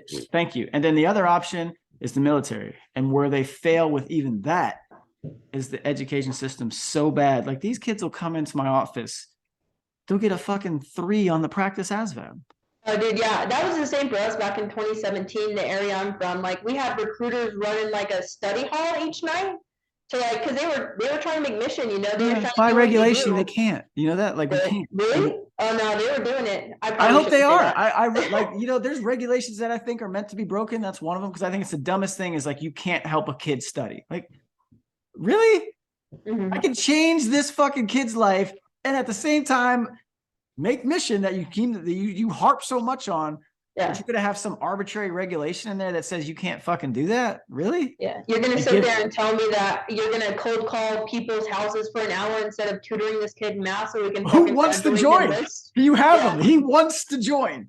No, don't do that. Go find, like you said, go call for an hour and find Johnny who's like just waiting for you to call by the phone, because that happens, right? Like, Mhm. man, but that's why I said, like, I could go down that rabbit hole so deep and dig so many fucking more holes. But yeah, but I bring all that up to say, like that's a very big dichotomy of the recruiting world and the challenge. But if you think selling half of these ads to that population in Vallejo is going to register, it ain't. Well, I feel like the videos But have what a you very said would work more. professional like viewpoint, and Yeah. so I feel like the Army wants to come off as a very professional organization, and we are, don't get me wrong, but we're a war fighting organization first, and I feel like the message is being lost, and that's maybe why you don't like the ads or the recruiting we have now, because it's the message isn't there of what the actual organization is about, what we do, what's the heart of our mission, you know what I mean? Yeah, well, and you bring up a good point. Like, we stopped selling the fact that you know, soldiers are still dying, right? And then we've completely, like, don't get. I'm not going to get started on the withdrawal of Afghanistan, especially with some of those videos. You know, the testimony that resurfaced this week. Oh yeah. I don't want to get in on that, but I mean, that's the fucking reality. That stuff's going on. That stuff happened. That's fairly fucking recent. Like, And we still have people there. I still have a buddy Yes. in Iraq right now. People you never leave, Kay. No, no. People are just I trying don't to get it. blind die, and it's the reality is I still have buddies going. I still have buddies deploying. Kyle's deployed right now. Obviously, he's not in the Middle East, but you know, there's still deployments going on. Just because we pulled out Yeah. Afghanistan doesn't mean we pulled out the entire Middle East. I'm having cold calls from contractors over there trying to get me to come out there and work because there's work to be, you know, there's money to be made over there. Yeah, there always will be. Yeah, Always. It'll never go away. It doesn't matter if our presence leaves or not. We're actually never gonna leave. I just wish we were honest with you know, like, we rely too much on the people that are there. And what you already talked about, we talked about retention. We talked about this thing. Like, look, my daughter's 17. She doesn't want to join the Army. I don't want her to. Her mom doesn't want her to. Her stepdad, who's retired Army, he doesn't want his daughters joining. Like, I don't want them in the Army. Yeah. One of her friends like took the ASVAB. She's like, Dad, one of my friends is going to hang out with the Air Force after school and take some test for this. I'm like, oh, the ASVAB? She's like, yeah, that one. I'm like, are you going? She's like, no. I'm like, good, don't. But It's a weird. double-edged sword. It is because the only reason I joined the Army was because of my grandfather. Mhm. Like, he was in Korea. His brothers were in the Army. My dad's dad, my other grandfather, he was in the Coast Guard in World War II. And I just didn't really know enough about it to even look at that. Now, when I look back in hindsight, like, the only branch that's still like doing shit from a standards and discipline standpoint is still the Coast Guard. Like, those fuckers go hard, and I love it. But yeah, like, if my daughter were to join the military, I don't want her in the Army. I can agree to that. I love my time in the army. I love being an advocate for other female soldiers because I'm very outspoken and Yeah. I feel like I'm a very good role model for the type of work that we do. But I wouldn't want my kids, like my little sister, she's 11. No fucking chance. Absolutely not. At least not the way that it is right now. I can handle certain things, but I know my personality. I know, just how I am as a person. I'll be fine, but other individuals, no chance. Not a chance. But that's a big thing though, because like the military has always relied on legacy, right? Mhm. Family history and stuff. And now if that starts going away, and I'm honest, I'm telling you, I don't, that's because of 21 years of my own experiences. Well, Right. do you think that that's a factor as well of kids not listening? I mean, keep in mind, Gen Z is, for people who were in the early GWAT, they have kids who are in listening age now. Yeah, they Are don't want closer to my age, really, in the Yeah, early they don't want 20s. So it's like, We don't want to. is that a factor of There's why yeah, people absolutely. are learning? It's distrust, and the government unfortunately has earned it. They've earned the distrust that many of those guys and girls that you talk about have And they experienced. continue to do so. Obviously, look at what's going on right now of that Marine, That's testifying what in I'm talking about. Congress. So That's what I'm like that. Okay, I think I had just. What the fuck is going on? Can you hear this? no. Okay, good. I mean, there's like 8 fire trucks just going hard right now with sirens on. There's always something going down in this area. I'll tell you. Okay. All right. As long as it's not my building. I haven't heard a fire alarm yet. So no, but yeah, kind of what you're saying with that Marine and that Afghanistan withdrawal was a very prominent thing that's on display. But I go back to one of the things we were talking about probably 45 minutes or so ago was all of these options that are available. I know we talk about and how it can set people up, but at the same time, it's like it's hard to sell that part of it without knowing that you're really selling the camaraderie and that's it. Because what comes above you and over your head and all those decision makers, like you can't control any of that stuff. You're at the whim of what they're going to do. You're subject to that. Mhm. And you can build all these great relationships along the way, which is, a very great selling point. But yeah, like the Gen Zs and all, like I said, these kids all think they're going to go to college because that's another thing. Like they're forced into thinking they have to go to college. Mhm. But then they go and they all think they got 6-figure jobs waiting for them the day they walk out of this. They don't because they're But I not. mean, I blame that on the companies as well, because again, I'm like, now I'm college, so I'm looking at the job field and everything requires a degree. And I'm like, I would say 70% of these jobs outside of the STEM field, you don't need a degree. No, don't. You don't. it comes down to networking, like you said, but also just, you can learn a lot of this stuff, Oh, for sure. but you have to get And, the and the thing opportunity. is, if you walk in the door with your shit together and you're the right candidate and you don't have a degree, most companies will fold on that stuff. They're like, okay, you have 5 years experience, you have XYZ certifications. We can let a college degree go as long as you're the right person for the job. Yeah. Well, but that's why I said, like, it makes it hard for me. I go through so many different angles of the emotion side of it. It's like, because I don't get me wrong, I don't want our military to keep dealing with the recruiting and retention challenges that it is. You obviously want something strong, but you also expect a similar commitment from those in charge of deploying it and sending it to places, right? And I think that's a big disconnect, but I think that disconnect only exists for those of us in it or who've recently experienced it. I think that's what the problem is. We're just such a big country at this point that most people aren't paying attention. They're not involved. It doesn't affect them because they're not in it. They don't have friends or family in it. Like they're all just going about their own lives. And I say this. I say we need hard times again in this country to create some sort of like autocorrect and get back to a unification of where the fact that we're all in this as a country together and we don't live like that anymore. At I least think not we're right now. also a bit desensitized too, because I mean, Yeah. 9/11 and GWAT in my era, we grew up post 9/11. I was like 3 when 9/11 happened. So like all I know and all I grew up in was a post 9/11 world where, the Yeah, you don't know what it's military- like to have your friends meet you at the gate coming back from Thanksgiving Day leave and just everyone's drunk at the gate like, Eric, sweetie, what's up? Like, what the fuck? You can't even do that shit anymore. You have No. never been alive to know what it's like to go to an airport gate because you grew up in the TSA area, and I feel bad for you. Okay. But I mean, you're just so desensitized to it that like, yeah, No, I knew it about the sucks. military, but before I joined, did I really know anything?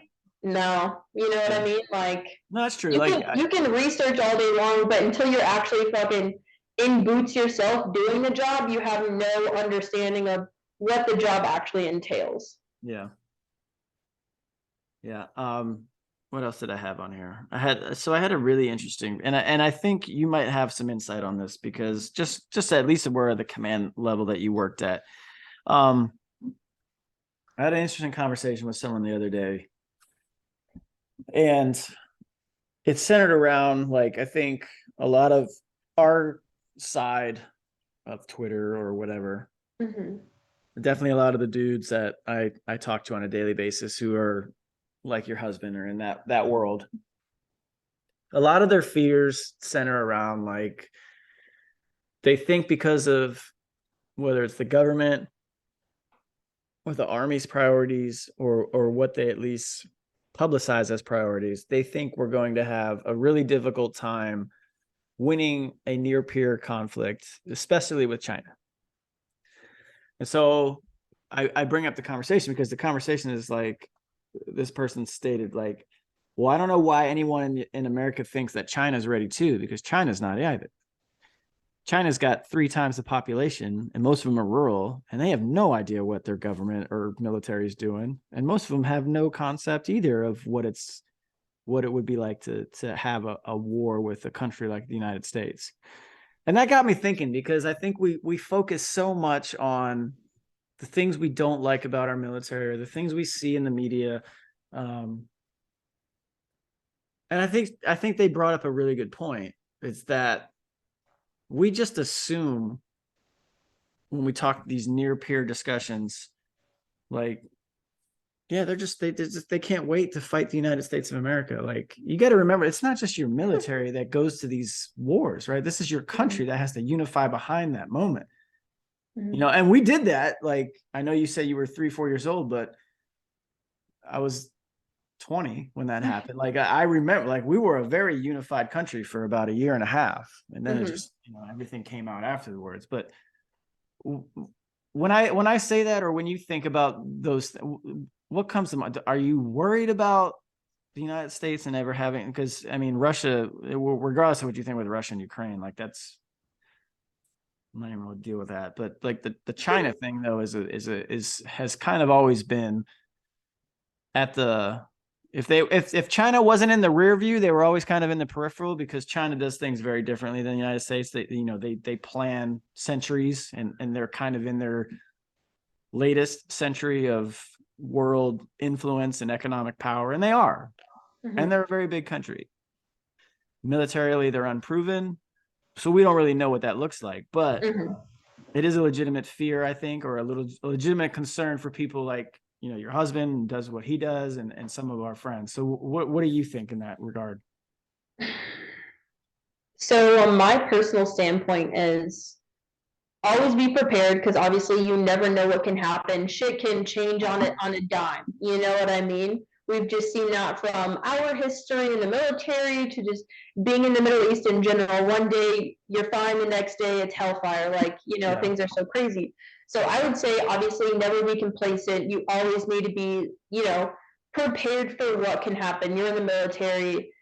You signed up to go to war, regardless of you want to go or not. That it just is what it is. It's just literally, it was in when you raise your right hand and you swore in. It was a part of that. So obviously, be prepared. But I'm not worried.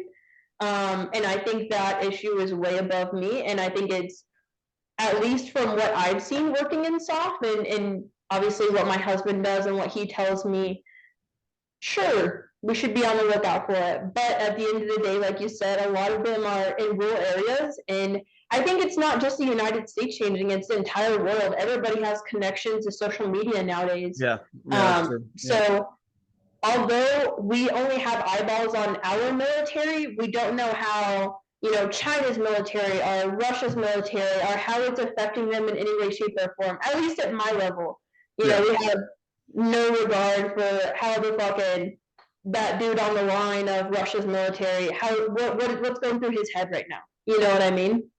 Yeah. I mean, we're seeing videos now come out of that conflict and stuff like that, but it just kind of goes to show of like they don't want to be there. Neither side really wants to do this. So it's a very will that also play out into us not wanting to go to a war with China, or China not wanting to go to war with us, or whatever country? It doesn't matter who it is. I remember reading, like, so when I was in Kuwait, I was based there in 2015, and I remember reading a story about the Russian military and how they didn't have socks. And I remember, like, this, like, being in Kuwait or being in Erfjan, right? Mhm. Yeah, what is it? 2 PXs you can go to. You have the main one, and then you have the one in Zone 6. They got 3 now. They have 3. They do they? upgraded. Yeah. Oh, wow. Okay. Yeah, I was gonna get it. I'll tell you this late after this, but yeah, I just remember thinking like, that's interesting. I think I'll just go to the PX right now and buy me a 3-pack of socks, and I did. Because I just thought that was funny. Like, in a way, I thought, like, from a little smart ass little like platoon sergeant role, I was just like, anything I need to get my Joes or my soldiers, I can go get it right now. And I just remember feeling like a sense of like weird twisted pride, like, that fucking private in Russia doesn't have socks. And I didn't care because like I was still very like, oh, as long as we're on, that's cool. That sucks for you guys. I don't know why you don't have socks. Like the most basic fucking thing you would think, right? Yeah. But that's also like, this is what I love about our defense industry. It's like we create the secondary market for everything. Like what is Joe what? And I don't know if this affected you so much. It definitely affects the dudes. So I don't know if it affected you when you got out of basic training. But what does every dude when they get out of basic training? What can't they wait to go do? Buy new boots. Yes. Not the ones that get issued to them. They want to go buy $250 boots. I would sit there and I'm like, why does it Nike or Oakley or any of these other companies? Why are they the sole supplier? Why is it some stupid ass boot that, now it's like, it's actually not that bad of a boot, but it's still. Dude, those boots lasted me 3 years in almost 2 deployments. I was like 3 months left on my 2nd deployment, and the sole finally like shit out. But they carried me for a long time. I wore them nonstop. The issued ones? Your issued ones? Yeah, no, like the issued ones now that you're getting are actually pretty legit.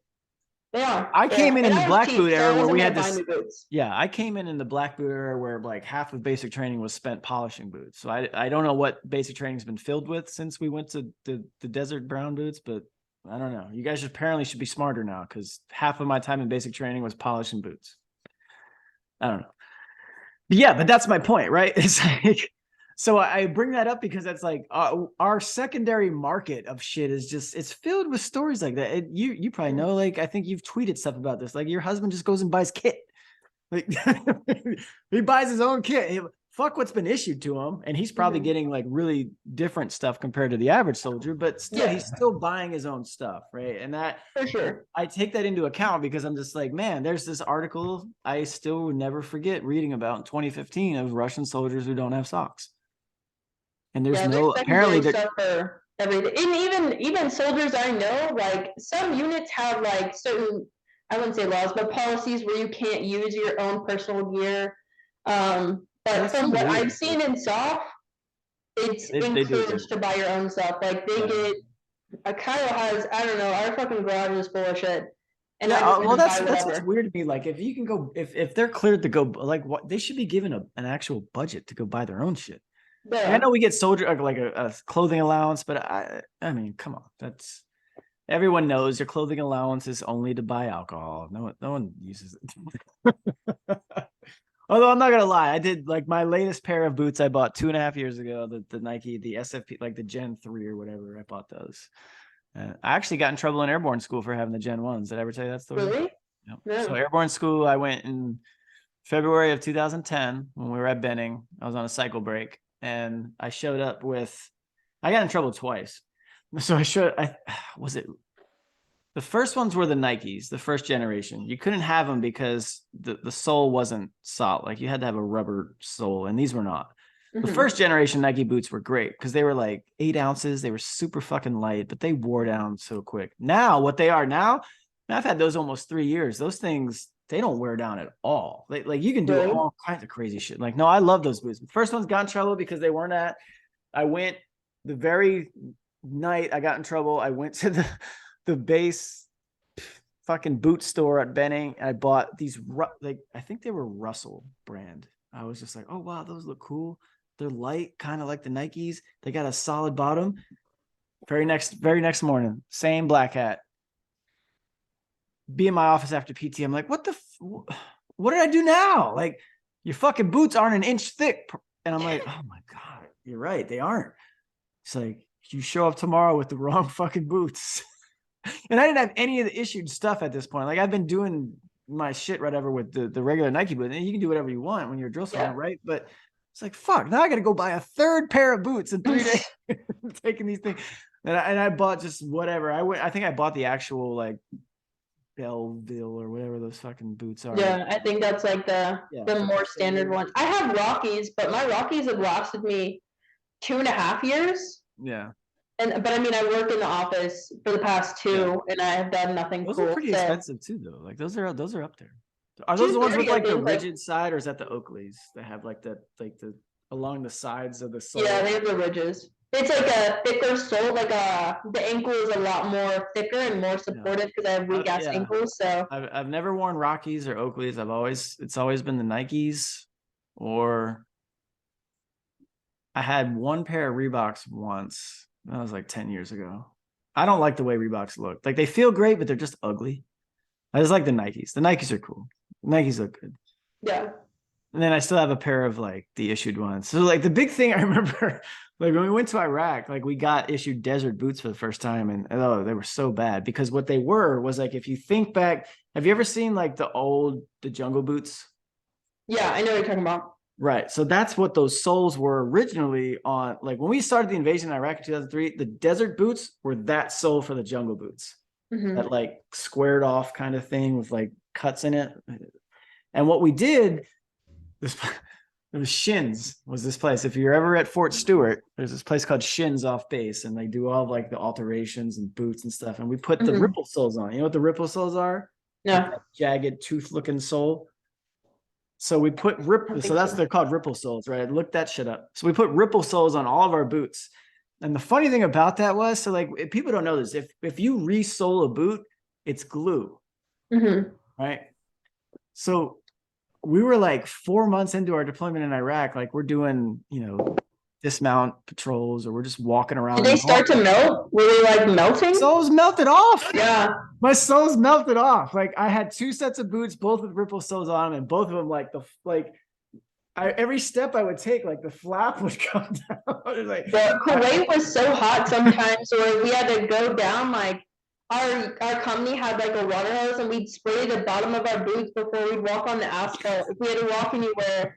Because if not, it would slowly like get sticky and more tacky, and you'd be like, "What the fuck?" And it'd be your soles literally melting. So I don't know if this changed from like an equipment perspective, because I didn't really hear or see about it much after like 0304. But so you remember during the invasion? Well, you don't remember. No, I don't. So, the invasion of Iraq was 3rd Infantry Division, right? So tanks and Bradleys, and their replacement was the 1st Armored Division. So again, tanks, Bradleys, mostly tanks for that. The tanks were tearing up the streets around Iraq, Baghdad, Mosul, any city, because the asphalt would get so hot. But then with the weight of the tank, it was literally like tearing up the fucking asphalt. So we're having our contractors and our engineers going, like putting new asphalt in all the time. And then a day later, like it never really sets because it's always so hot. tanks would go back out, Bradleys would go back, and all these track vehicles were just tearing this shit up. I never really heard about it. I don't know if they changed the tracks or whatever, but if you ever look at like an old Abrams or a Bradley track, like they've got rubber in there, right? But that stuff would imprint into the pavement because it's so hot. Mhm. So yeah, we tore the streets up literally in Iraq because of that. I'm not surprised. It's fucking heat, man. It's crazy. But yeah, like so boots melted. That was fun. Nothing really fun happened. Like, I don't know. So you went to Jordan. Did you get to at least? Did you get to go float in the Dead Sea? Yeah, I did actually. Good. That was the only thing I could do. Hang My on, soldiers I'm got to gonna go. plug you in real quick. I got like 20 minutes left on my Yeah. battery, No, and then I'm that's hop fine. back on. That's fine. You do that, and I'm going to go refill my beverage. So for those watching on YouTube, you enjoy the scenery of her picturesque picture, whatever that is back there. Looks decent. I'm gonna get another.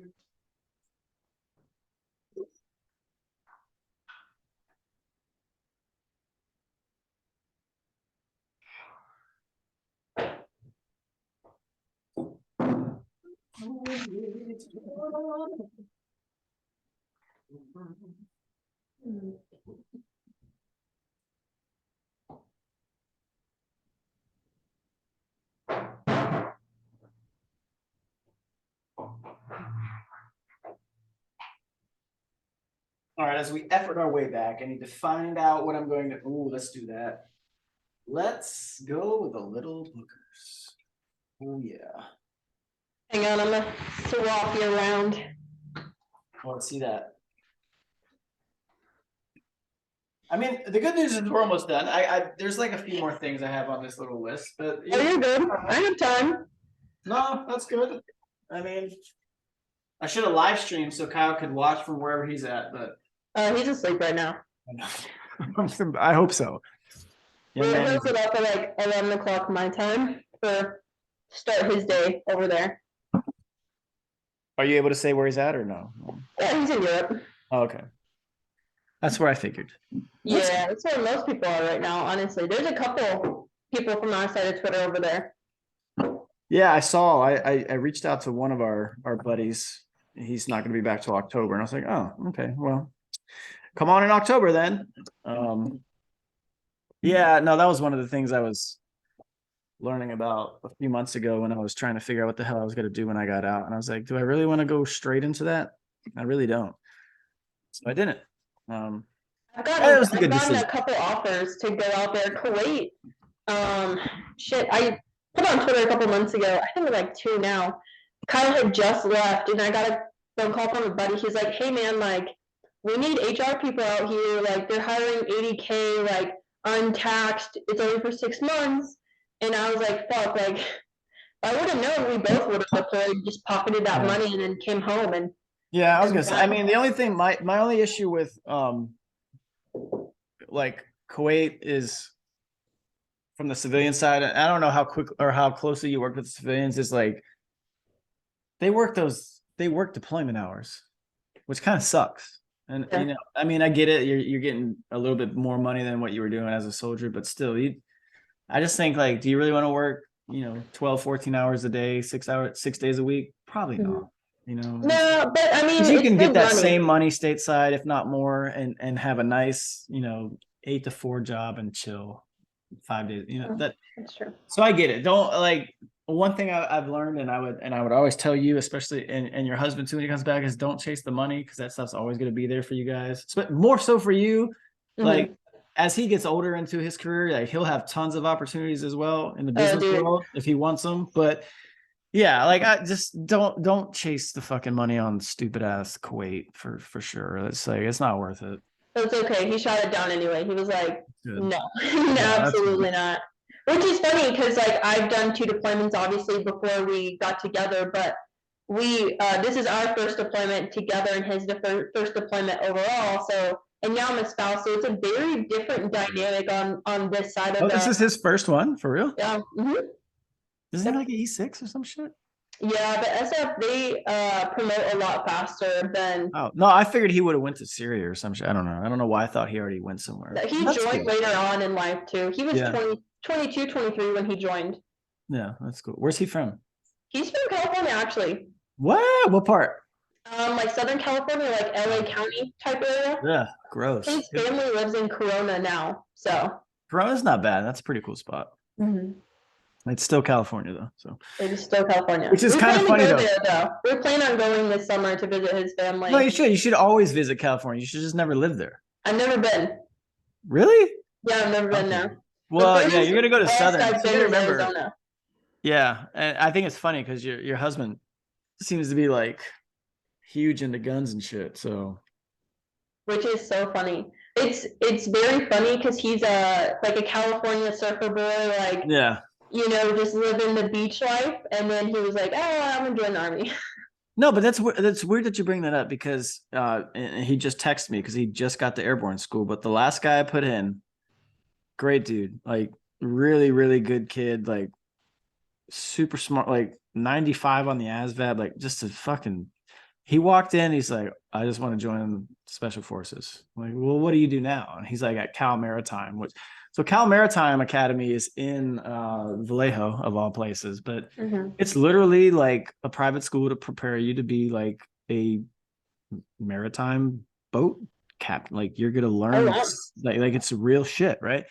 But he's from Huntington Beach, lifeguard, water polo. Like if you saw this, okay, like this dude, he's my height, blonde hair, like he looks like California. Like he's just that dude, right? Like, big bright smile, just wants to be SF.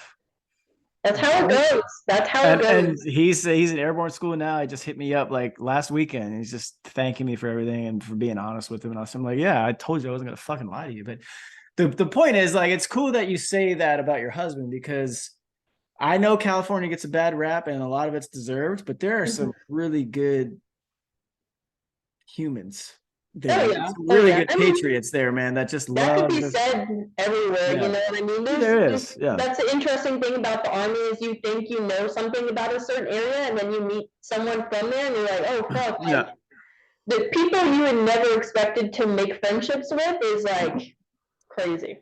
Yeah, absolutely. No, but that's what I like. I was just so happy to hear. I mean, I knew I would hear from him, but I was just so happy to hear that he actually made it through and there's no issues. And he still has to get through selection and all that stuff. But in airborne school, like he'll be fine. But that dude's not gonna have any issue. Like he's a natural leader. Like everybody on his campus loves him. Like he's just one of those dudes, And he's super fucking smart. Like. But the funniest thing about him, like, this is great because I'm not using his name, but so this is great. So I had him in, and then like 3 days later, I get a call from the people who do like the security clearance interviews. It's like, hey, this guy's got like an arrest in, I want to say it was like Ohio, I think. I'm like, what? No, there's not this. No, you got the wrong fucking dude. Like, it's not this guy. So sure enough, I call him. He's like, "Oh yeah, man. Like, I went out for a water polo tournament, and we met some girls afterwards, and this guy said some stuff, and so." I mean, this is like straight out of like a early '90s like college sports movie. It's like, what? Are you kidding me? Like, this actually happened? Like, you're not fucking with me? He's like, no, man. Like, so like I called the arresting officer and everything, and it ended up being fine. But I was just like it's stuff like, why don't you tell me this? Like, I can't help you if you don't tell me shit. I can't. But anyway, I thought it was funny because he was so embarrassed by it. But it's just like, it is kind of funny sometimes to see like what people hide and what they actually have gone through. Because if you would just meet this guy, you would never think that. But then after you learn about it, you'd be like, oh yeah, I could see you like knocking out some fucking dude who was fucking with some girl on campus because you were just trying to be a protector, right? Like that's what he is. He's a protector. And that's ultimately what it came down to. And, nothing happened from a charge perspective, but I just thought that was funny. But he was so embarrassed by it. He didn't tell me. I'm like, well, I told you very specifically, you can't, at some point it's going to come out. Like you can't hide that shit. And so, you can't hide shit anymore. It's even worse now. Like, yeah, I've heard. Oh my God. I mean, I'm in the E5, E6 range. So like most of my buddies are either drill sergeants, if they've stayed in there, either drill or recruiting, and I've been explicitly told by multiple people, do not go to recruiting. Well, most people don't have a choice. Most people don't. But I mean, I'm a young, fit female soldier. I could You could start like that. Yeah. No, and the problem with recruiting, like I did this when I did that space a few months back. Well, more than a few months back at this point. It was like, so the Army went to what the entire, not just the Army, but the military, the Department of Defense went to what all of the United States does with medical records. There's a system called MH Genesis. Oh yeah, I've heard plenty. Yeah, so like all your records are there, and it goes back in time, like 7 years and all this stuff, and you can't hide anything. Like, No. I mean, look, I already mentioned him, and I don't know if he listens to this, but it doesn't really matter because I've already done my career. But like, I sat down with him and I filled out my 2807, which is basically your yes/no medical history questionnaire, and I was honest, and he's like, all right, here's another one. Now you're going to fill this out the right way. And I had broken my arm before I joined the Army, right? Like if I would have said I broke my arm, I would have had to go get medical records, documents, all this bullshit. Like like there was no limitation. So there was no point at the time. But now someone trying to join like that, they don't have a choice.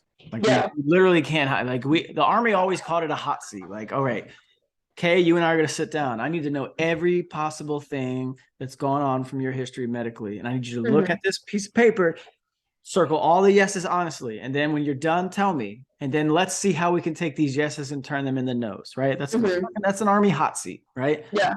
You don't get to do that anymore. Like so many people are getting disqualified at MEPS before they even get it. Like, that's another thing impacting recruiting. Like there's just so much that goes into it, man. And how's that dirty Dr. Pepper? It's actually really good. Yeah. Well, it's probably not as good as I don't even know what I named this yet, but I'm not really much of a drinker, if I'm honest. So, I mean, I don't even think, well, on the Goon Zooms, I think I was drinking because I had just gotten home from deployment, but now I don't know. You would just be like this little square at the bottom of my screen. Like, oh, there's Kay in her little barracks room. Sorry. Yeah. Yeah, locked down in my barracks room. We would come to you and say hi at the beginning so we could get everybody involved, and then Do you think like taking it back to you? Do you think that's kind of what started the podcast like type deals, like big Goons? No, not at all. No. So my history, my first major in college when I went to play baseball in New York, my first it was broadcasting. When I was in high school, I did the morning announcements, like in television. Television production was the show, and I did the morning announcements, and we had to do these tryouts junior and senior year, and I always got selected to actually be on camera and do the morning announcements. Like this shit's easy. Like talking, like that stuff's always been something I was interested in. I just was never willing or understood the work that was required to get into it. So like my first major, like I said, was broadcasting and communications in college. And I never went to class, like, cause I was just so dead set on being a baseball player. I was like, I need to go to class, and then I'm going to parlay my baseball career. I'm going to be on TV afterwards when I retire. Like, this is easy. Cause like on camera talk, any of that stuff's always been easy for me, right? Being in same thing when it comes to being in front of formation, like any of that stuff's very easy for me, right? And a lot of people that's hard, and I understand why. But no, so when I got back from my drill sergeant time, I met a guy, and I had him on the podcast, Jerry O'Neill. He's the retired ESPN Orlando guy. He was a talk radio host in Orlando for probably 30 years. But in 2012, like I reached out to him and I started doing a lot of stuff with ESPN Orlando, and like I really wanted to get into that. And he got me like credentialed into the Orlando Magic. I was able to get into locker rooms and do all this cool shit. And like in Orlando, where I was living at the time, the only major sport we have is basketball. So I wasn't huge into the NBA, and I really ain't now. But like it was my way. So I was like, all right. So I did some ESPN Orlando appearances. I did some stuff with that. My buddy and I, Derek, who was a drill sergeant buddy of mine, he was actually he's one of my really good friends. I was in his wedding and everything, but he was my replacement in Iraq in 2004. That's how we met. But him and I were always doing sports gambling and sports picks and all. This was before gambling. Like gambling's mainstream now in sports, but we had our own.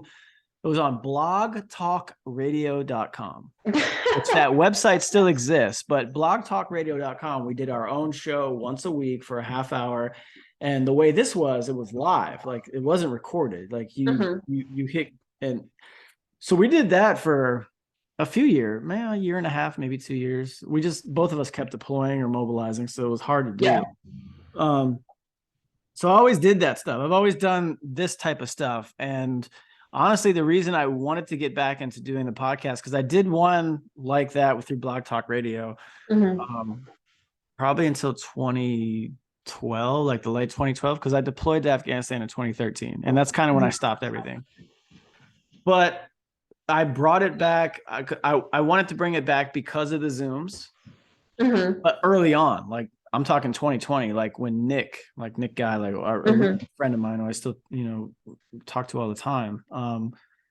Nick was doing his podcast. Like, yeah. I remember I was like, oh shit, like the podcasting has gotten way, like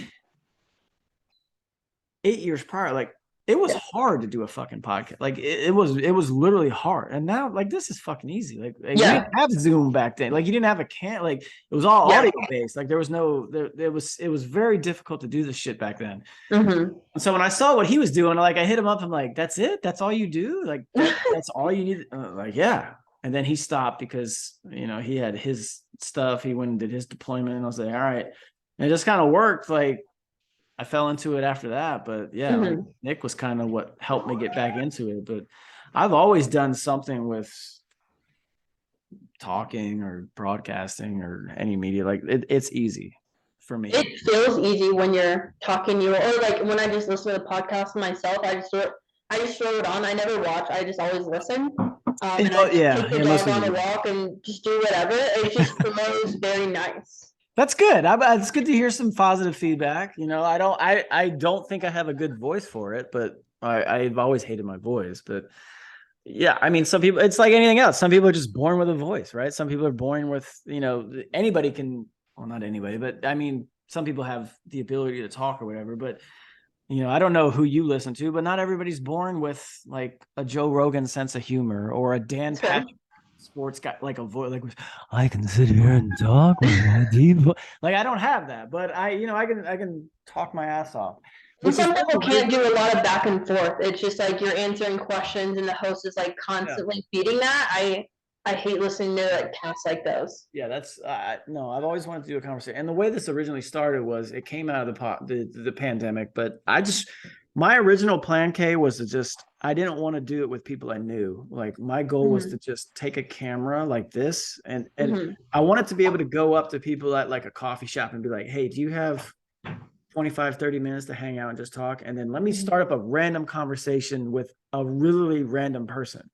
And I thought that would be a good thing to do, but pandemic hit and it's like, well, I can't do that shit. So let me just, I still have visions of doing that someday, but I don't know. I don't want to overproduce this. Like I see the stuff that's on YouTube. Like I record this and I upload it. That's it. I'm not interested in I don't want to do any of that. Like, I don't want to produce shit. I just want to record it and let it be out there in the universe and go. Well, I like it because it feels like, when you sit down with a cigar or a cigarette or whoever, and you're just bullshitting with a friend, that's what it sounds like. And I enjoy this type of content and the way it flows better than other podcasts that, like you said, are kind of more overproduced or more sketched out.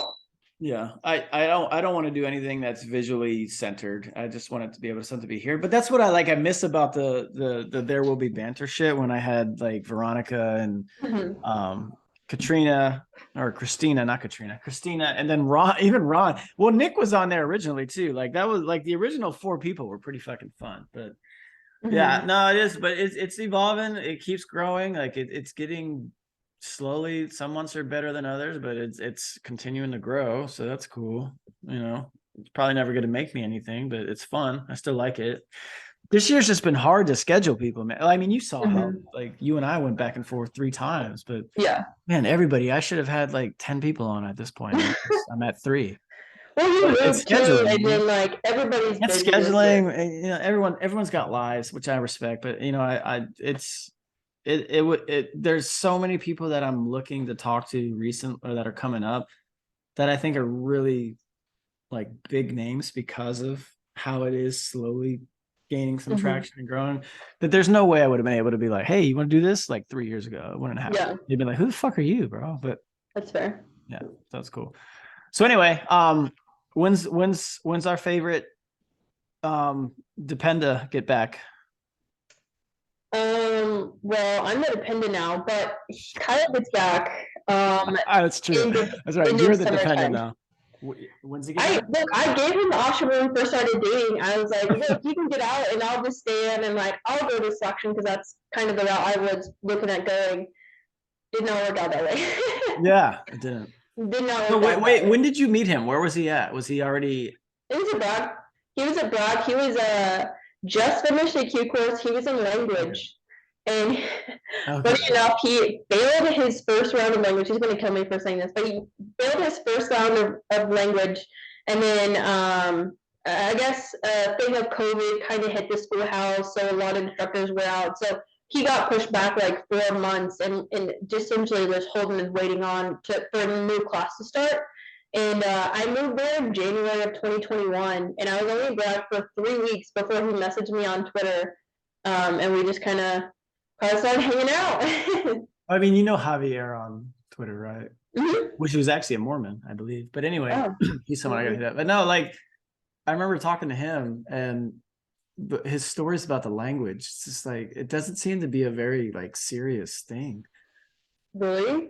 Well, he learned like his language was French, and he's like the instructor was just more interested in hooking up with students than actually teaching us. So I don't know. I didn't hear anything like that, but I mean, maybe that instructor left or whatever. I mean, some fucking I don't know. You know how this shit works. Kyle was just like, I didn't study, and so I was helping another friend study instead of actually like he was studying another part of the course with the friend that was going through, and so he was focused more on that instead of like his actual work, and so he flunked out and got pushed back. But God's timing is always right because we met each other and we were together for a couple months.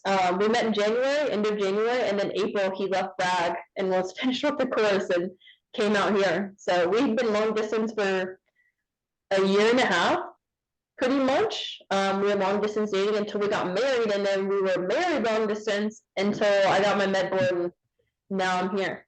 Yeah, congratulations. Thanks. Not how I wanted it to go, but you know. It is what it is. I wish I could med board. I just don't have anything wrong with me. I can't get hurt. I don't get injured. I'm just like, man. Dude, I mean, I know everybody says that, like, oh, congratulations, but no, I'm just fucking. It's a pride thing, man. If you're, I mean, at least me, it hurt my pride. I had never cried in my Army career over someone being mean to me or the millions of things people have said or assumed or whatever. Yeah. I cried in that office with that. He was like an old Asian man, and he was like, I'm so sorry, and I'm just like full out waterworks, like sobbing, like you could have told me that my dad died or something. Like he stayed in there with me 45 minutes just to like calm me down because he's like, if we need to admit you, we'll admit you. And I was like, no, I'm not crazy, I'm just upset. Like, yeah, like my career's coming to an end. And I wasn't ready to let go at that point in time, but now looking back, it was time for me to leave, and I never would have walked away if I wouldn't have gotten med boarded. I would have stayed in and probably do a full 20 if my body would have allowed me to, but yeah, I'm looking at a double knee surgery by in like the next 6 years, so wow, my body cannot handle much more, unfortunately. I had a leg joke, but I tried to go to airborne school. I did. No, I know you did. Like, especially when you went to third group, I figured like, oh, she's probably gonna be airborne. But yeah, I did. I tried. So the same PA who gave me my med board rules, like initiated my med board. She failed me for my airborne physical twice. twice. She was like, "You're not going Damn. because your knees aren't good enough." Your knees. Damn, that's But I crazy. wasn't even on profile. She was just like taking MRIs and X-rays. Because I had surgery before. So on Yeah. my left knee, I have like a 8-inch scar, which is pretty big. And she, obviously I'm in PT clothes for the physical, and she was like, not until I get an X-ray and MRI. Yeah. And so this second time, because they switched over to Genesis, so all my previous records were lost in like during that transition period. And so the second time around, that's when she was like, "No good." I think honestly, like now that you bring that up, it's a good point. I don't think if you were trying to join today, you could. Mm-mm. Because your knee surgery was in high school, right? Yep. Yeah. I was barely able to join back then. And Yeah, I that's don't only think you can. because I had written consent from the doctor essentially stating that like Yeah, was clear I was I good to go. think maybe even if you could, I think maybe the process would have dragged on so long that you may not have been interested in doing it. Because it would just taken so long. You know what I mean? Like, no, that's a good point because I know the scar. Like, I've seen people with this very similar situations. It's just like it's constantly asking for more and more, but it's also at your expense. And Mhm. you know, you think about like I said, these kids that come, they don't have fucking health insurance. They don't have doctors. That Oh, yeah. you know, they go when like it's an emergency. They don't go to the doctor because they're they have a cough. Oh yeah, for sure. And it is what it is, but It is. it was be what meant it to be. work out, so it did. Yep. All right. That's K Eastham, y'all. It's time to get out of here. Thanks for hanging out, doing great things. Of course, anytime. So yeah. No, I'll tell you this when we get out. So that was There Will Be Bourbon. Remember, what I had was Hotel Tango. Yeah, it was hang on. It's been a few of these. It's Hotel Tango. Yeah, Hotel Tango Distillery. All right. So you get on hoteltangodistillery.com. You can find this. Like I said, this is the reserve bourbon. They have a regular bourbon and they have a red, white, and bourbon. So there's a few different bourbons. And of course, like every distillery, they have all the other spirits you can think of because you got to make money somehow while the good stuff ages. So check that out. Again, K Eastham, thanks for hanging out with us and Of course. talking all kinds of cool shit with us. And yeah, we'll go from there. There will be bourbon later.